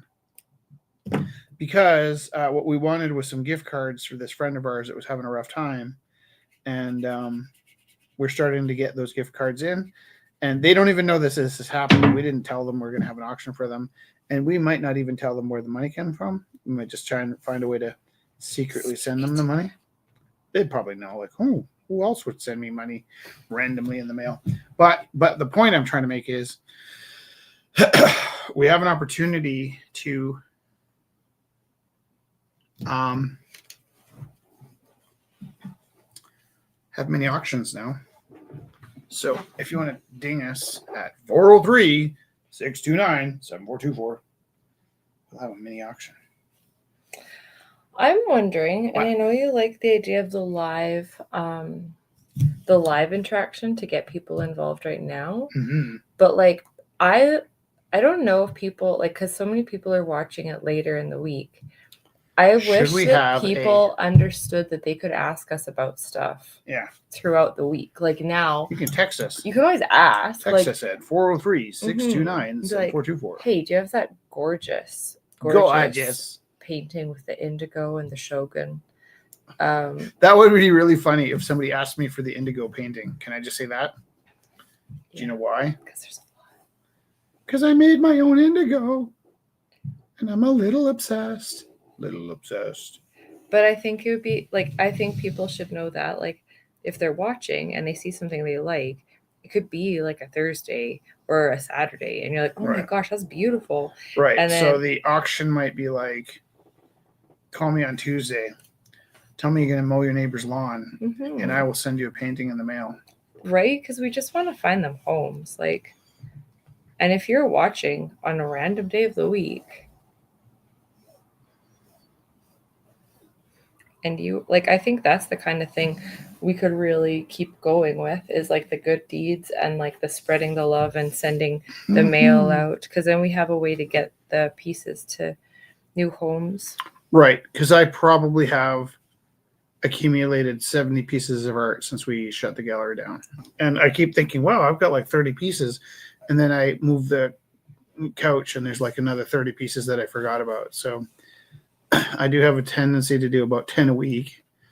And we're on week 60. Yeah. So I probably have 160 pieces here somewhere. You were suggesting we might do a show. Yeah. With a family member. Yeah. And I'm not against that. As long as I don't have to apply for it. No. Rich Daru does not like applying. Have an auction run until Rumsday.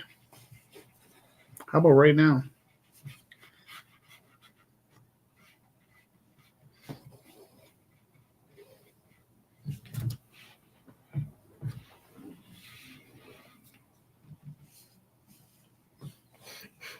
What's so funny? That's random. Just reading the comments. What does it say? That's random. Oh. I think he was meant to talk about his own thing as random.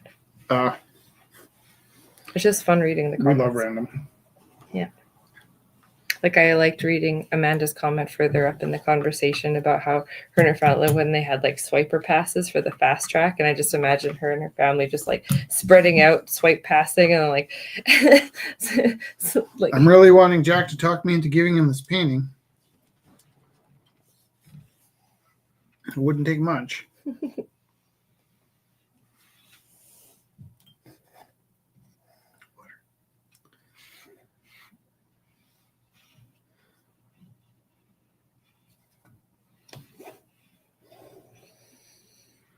Were we talking about Kurosawa last week?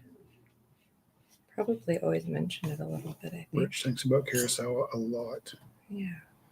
Who sticks in my mind? It's Kurosawa and Louis Armstrong. Yeah. And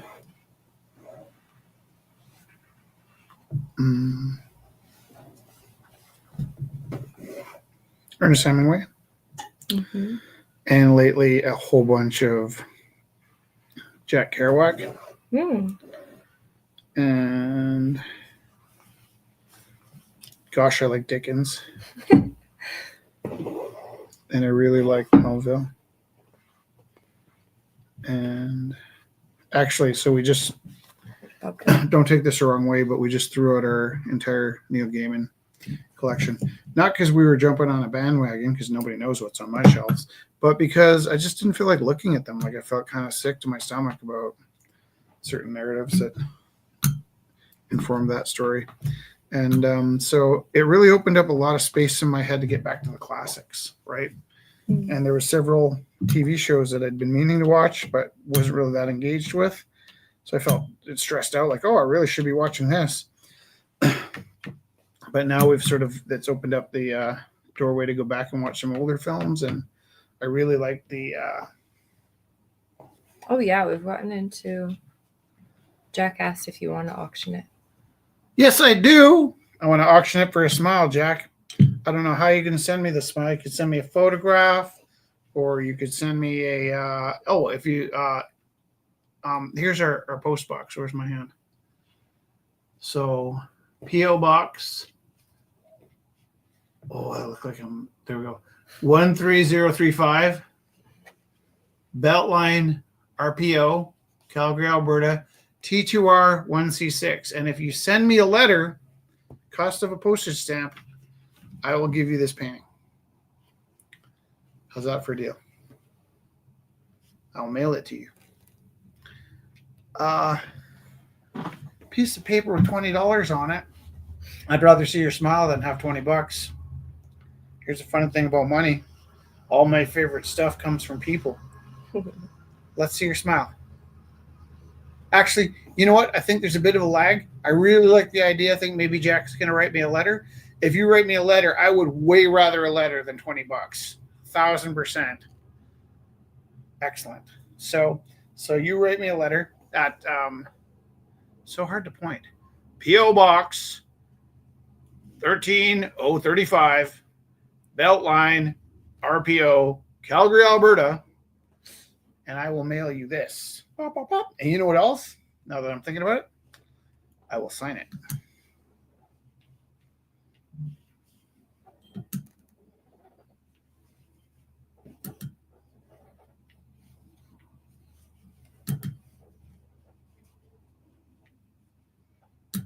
The film we saw last Thursday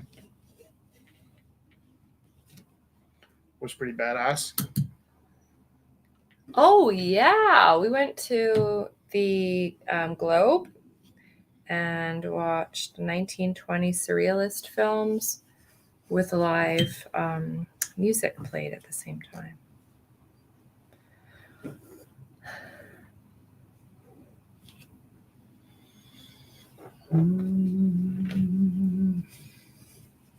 Awesome. Like this is a new kind of wealth we have that I love this. and you can see it in the film from earlier where we got a post box.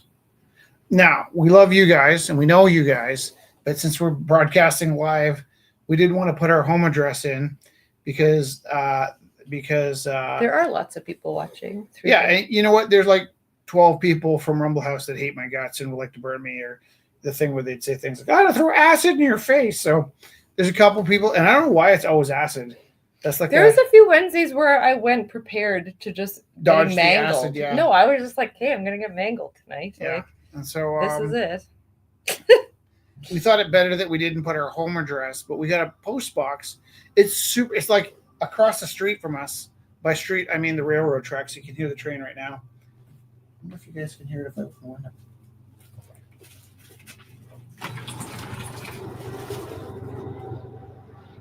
You hear the train?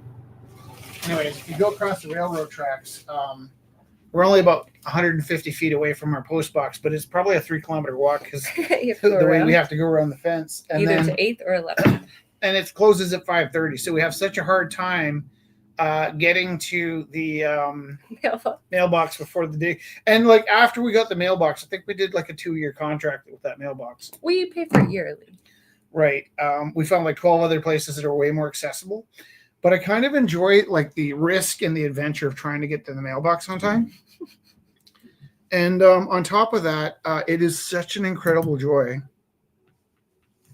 when we open that box and there's a gift or a prize in there. So please know that like we call it fan mail. And that might sound vain, but we're actually sending you fan mail back. When you give us your address through the mailbox, then we have a chance to send you some fan mail because we are your biggest fans. And know that we ordered this indigo, and then we went and picked up some gum arabic. And I hate to say it because I'm not exclusive with anything. People are like, oh, what kind of artist are you? I'm like, no, I'm all kinds of artists. But lately, I've been pretty addicted to the indigo paint that we've been making ourselves. Not making, like preparing. Mixing our own paint. There's something about that homemade life that is very rewarding. And isn't it incredibly isn't it funny how like valuable those letters in that mailbox have become? Like so much. It's like the air we breathe. Amanda, we have scoped out the fences.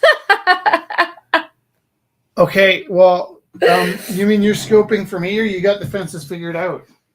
No, it's like, you mean you haven't tried making a secret path? Oh, okay. So, like, I can hop those fences pretty easy.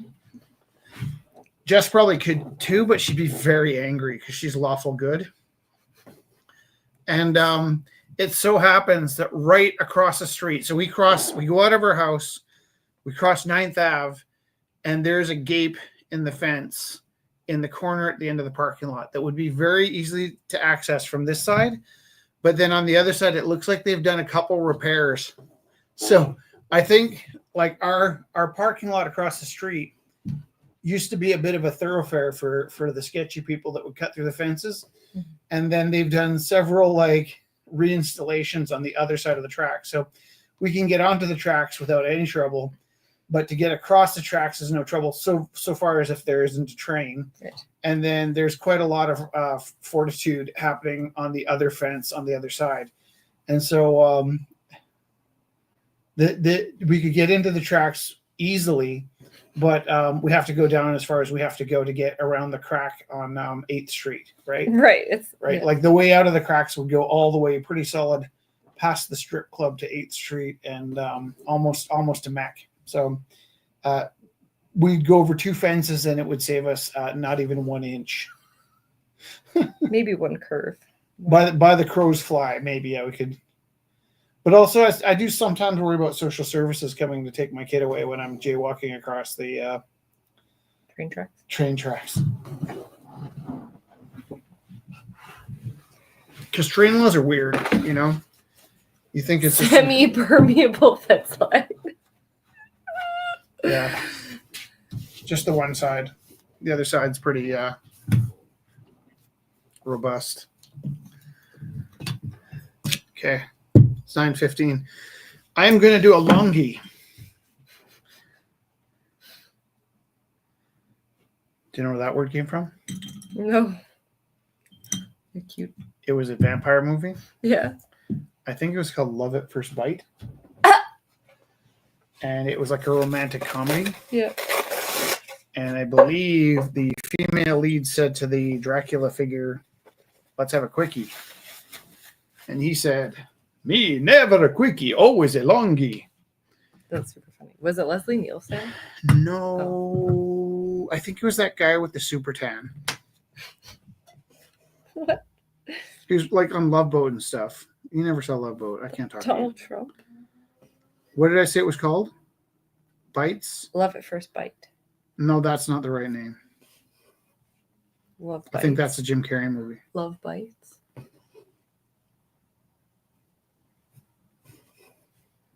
No, I was totally okay. Listen, it was called Love at First Bite, and it's this guy who really most of his like acting career was based on his suntan. Oh, I just saw a This yeah, guy. yeah. I just saw like a fast face of him. And I know what you talked about. Yeah, no, this was super traumatic for me because when I was a kid, like I'm weird. I don't know if you guys know I'm weird, but like Felix is weird too. Oliver's weird. Robin's a little weird, so it's genetic. But one of my weirds is I don't like to change in front of other people, and I don't have a terrible build. You're beautiful. My wife never sees me with my shirt off. I'm like, turn around, I'm gonna change my shirt, and I have like issues with body issues. Body issues. Yeah. I was And I'm talking to Felix about that. I think it has a lot to do with wrestling. I don't know. Felix has body issues too. But yeah, wrestling and what you're Yeah, saying. like there was just one year he's like in grade like 2 and he's like, I think I'll wear a shirt going swimming. Why would anybody want to swim without a shirt? And I was like, I don't know. I actually don't like to swim without a shirt either. So I got some body issues. I don't know why. I got some problems. And oh yeah. So this actor, do you know what his name is? No. Guy with eyebrows. Like it could be Tony Curtis, but it's not. It's like a Harry. No, it's not Harry. It's like he was famous. I feel like he's in like Days of Our Lives or something. No. But like that. He looks like that. Okay, here we go. His name was George Hamilton. Of course I should have known that. Okay, his name was George Hamilton. And he was on like a talk show. And like for some reason he told the talk show host that he had a tan line. Oh. Where his wedding ring was. But then he showed the audience that he didn't have a tan line down there. And I was like, he just showed his stuff to a whole audience full of people. And they blocked it out. And it was like a funny gag they did on this talk show where he showed his bits and pieces. And I was just traumatized. I was like so not square, but like just something wired wrong with me where like body issues. Maybe that's stuff I shouldn't say online. No, I think to like normalize talking about what you're comfortable. I am hardly normalizing. Well, I don't know. Like, yeah, it's okay. I'm not embarrassed. You're saying it's okay. Like you're saying everybody's different, and it's okay to feel different ways. I also had a weird moment on my feed where somebody was complaining about a politician, which I could support, and then their response was that the politician was mentally ill, which kind of gave me a bit of an ick. But I understood what he's saying in context, and then there was a big sort of backlash against, talking about mental illness in that way, which I can also understand. But it's interesting because I'm of mixed feelings that I do think you should try and take things in the context that they're meant. I also think that like it's really important not to shame people that struggle with mental illness. Mm-hmm. But I also think that because you and I did what we did, and I mean, the people that hated us at Rumble House weren't people that knew us. They were people that were suffering from mental illness. And so you go a few nights a week, every couple of years, waiting for somebody to come and throw acid in your face. And you recognize that, dealing with mental illness isn't always easy. Yeah. And I think it's easy if you kind of live in the suburbs to sort of trivialize what it's like living down in the thick of it. And I'm sure that there's people with mental illness in the suburbs as well, Mm-hmm. but like we're really inundated in it. Where I can't speak. Where we live, it's everywhere. Yeah. Right. And so I want to acknowledge that it's difficult to live with mental illness. I want to super acknowledge that it's difficult to care for people who have mental illness. And I also want to acknowledge that sometimes it's like difficult to have, people that you've gone out of your way to feed suddenly pull a 180 on you and decide you're son of Satan for some reason. And always the most random things. You get so that you don't take it personally because it's so outlandish. Mm-hmm. Well, sometimes it's the people that don't have the mental illness that hurt you the most because it's like they really have the facilities to know when to stop, which makes it kind of worse. We were trying to stop at 9:30.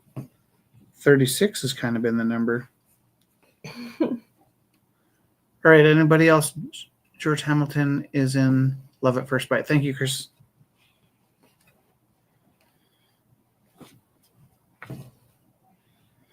If you guys are not already Facebook friends with us, if you use Facebook, maybe you're here on Twitch, or maybe you're here on YouTube, or maybe you're here on some one of our other platforms. But if you're interested in finding Rumble House Live Art on Instagram, we'd love to be friends with you and be able to keep in touch.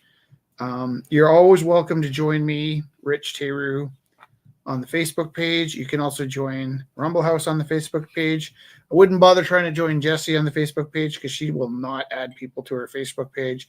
But you could try and see what happens. It's not intentional. I don't know. Like you have to click on. Am I complaining? No, not at all. I'm not complaining. I don't like. It's not like. It's a different experience, right? Like, do you remember that time we're going to L.A.? We're on our way to LA, and our friend phoned us to say he was going to cut my throat. Right. And it turned out he was upset because the troll on the troll bridge had given him the impression that he had to pay 5 cents to go under the bridge. And so we're trying to like get ready to fly out to LA. We had to bust right to the airport, and I ended up cutting through downtown to make sure that there wasn't something added to my mural that really upset him, because I knew he was upset by my mural, but wasn't necessarily so coherent. And then a couple of days later, when we got back from LA, I was like trying to not tell you where I was going, just being a little sketchy. Like, where are you going? I'm like, oh, I'm just going to go to Tim Hortons. You're like, am I coming to Tim Hortons with? Like, nope. And you're like, what are you doing at Tim Hortons? Like, I'm going to go visit this guy. Like, which guy? That guy that called before we left for LA. Like, the guy that said he was going to cut your throat. I'm like, yeah, that guy.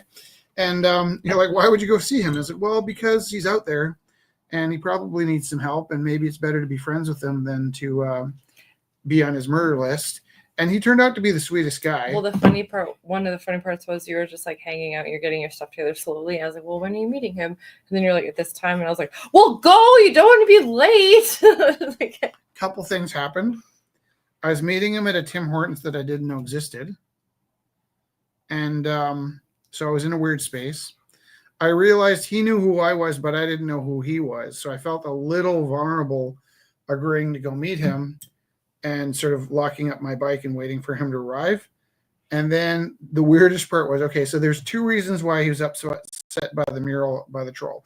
One, when the mural said citizen of the West End, he'd kind of worked out that the troll was going to want to pay him to pay. He needed to pay a fee.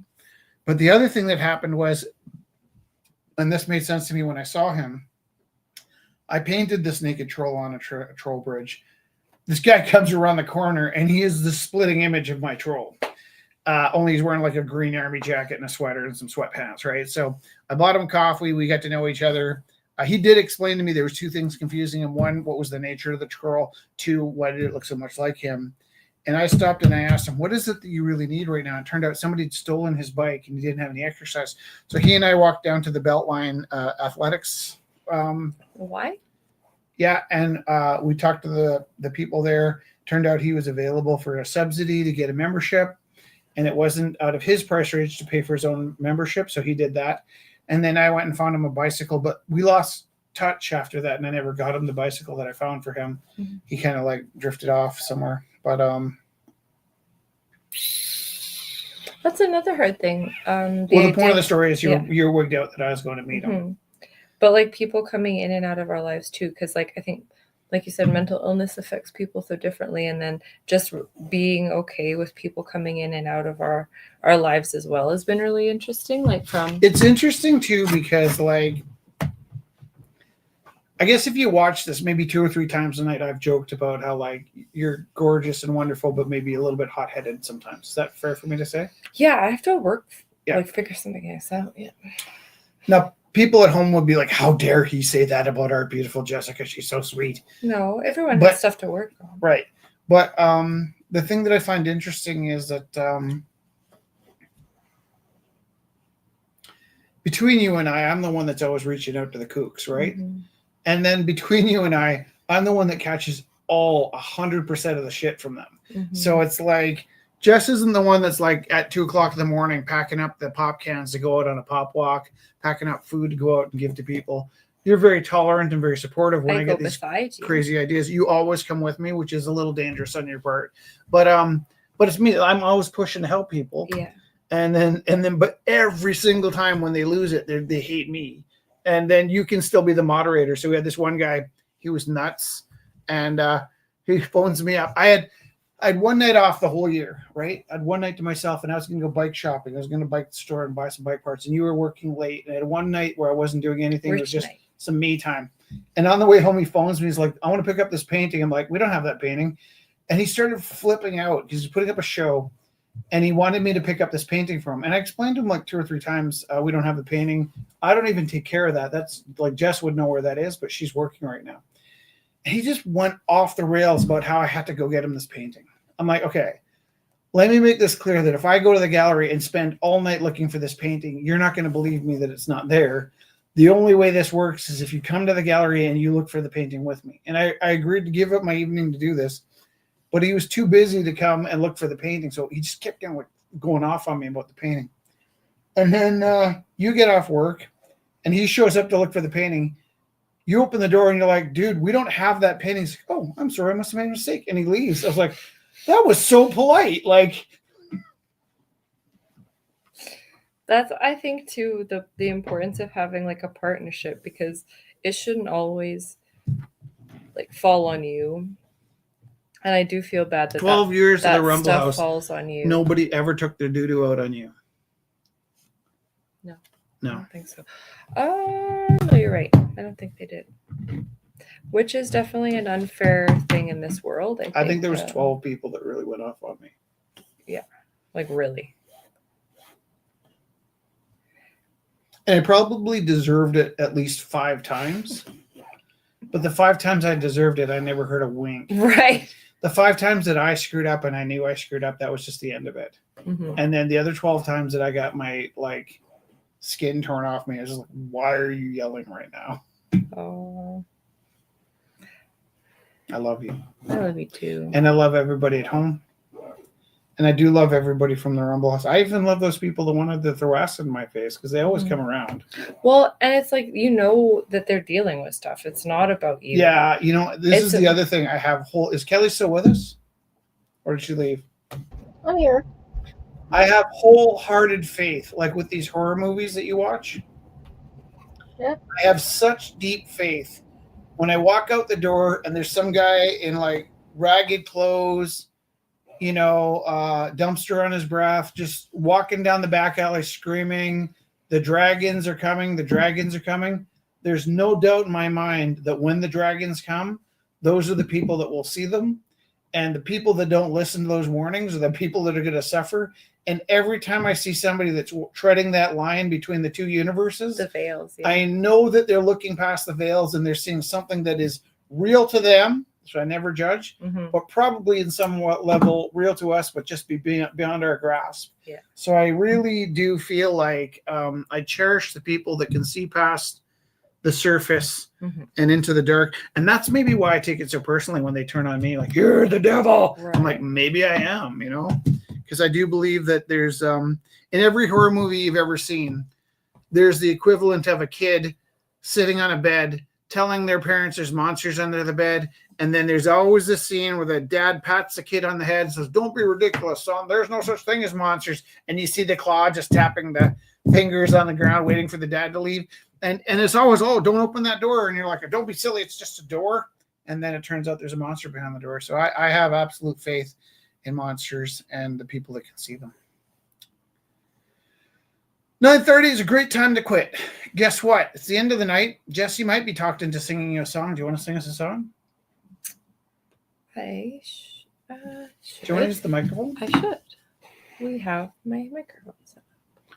Is it plugged in and everything? Oh, where did that? You said where that came. Oh, I know where it is.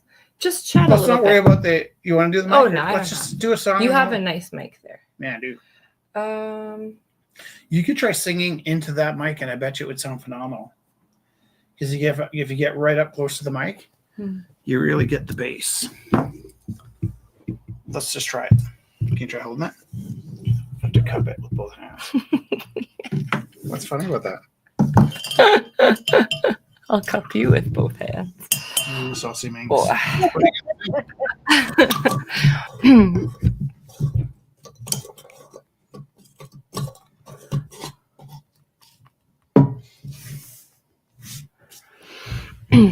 Yesterday a child came out to wonder, caught a dragonfly inside a jar.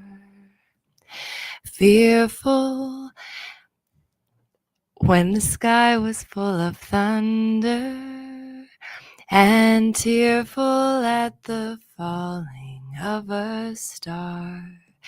And the seasons, they go round and round, and the painted ponies go up and down. We're captive on a carousel of time. We can't return, we can only look behind from where we came, and go round and round and round in the circle game. Then the child moved 10 times round the seasons, skated over 10 clear frozen streams. Words like, when you're older must appease him, and promises of someday make his dreams. And the seasons, they go round and round, and the painted ponies go up and down. We're captive on a carousel of time. We can't return, we can only look behind from where we came, and go round and round and round in the circle game. 16 springs and 16 summers gone now. Cartwheels turn to car wheels through the town, and they tell him, take your time, it won't be long now, till you drag your feet too slow and the circle's down. And the seasons, they go round and round, and the painted ponies go up and down. We're captive on a carousel of time. We can't return, we can only look behind from where we came, and go round and round and round in the circle game. So the years spin by, and now the boy is 20, though his dreams have lost some grandeur coming true. I was crying. There'll be new dreams, there'll be better dreams and plenty, before the last revolving year is through. And the seasons, they go round and round, and the painted ponies go up. Oh, Get close. up and... Oh, why am I so crying right now? Well, because we're listening to Felix sing. I used to sing it to him every night when he went to sleep, and he would sing with me. And then I looked at you, and then I think of time passing, and Oliver's in his 20s now, and oh, You're cute. I love you. You're cute. See, I told you she's a monster. Good night, you guys. Good night.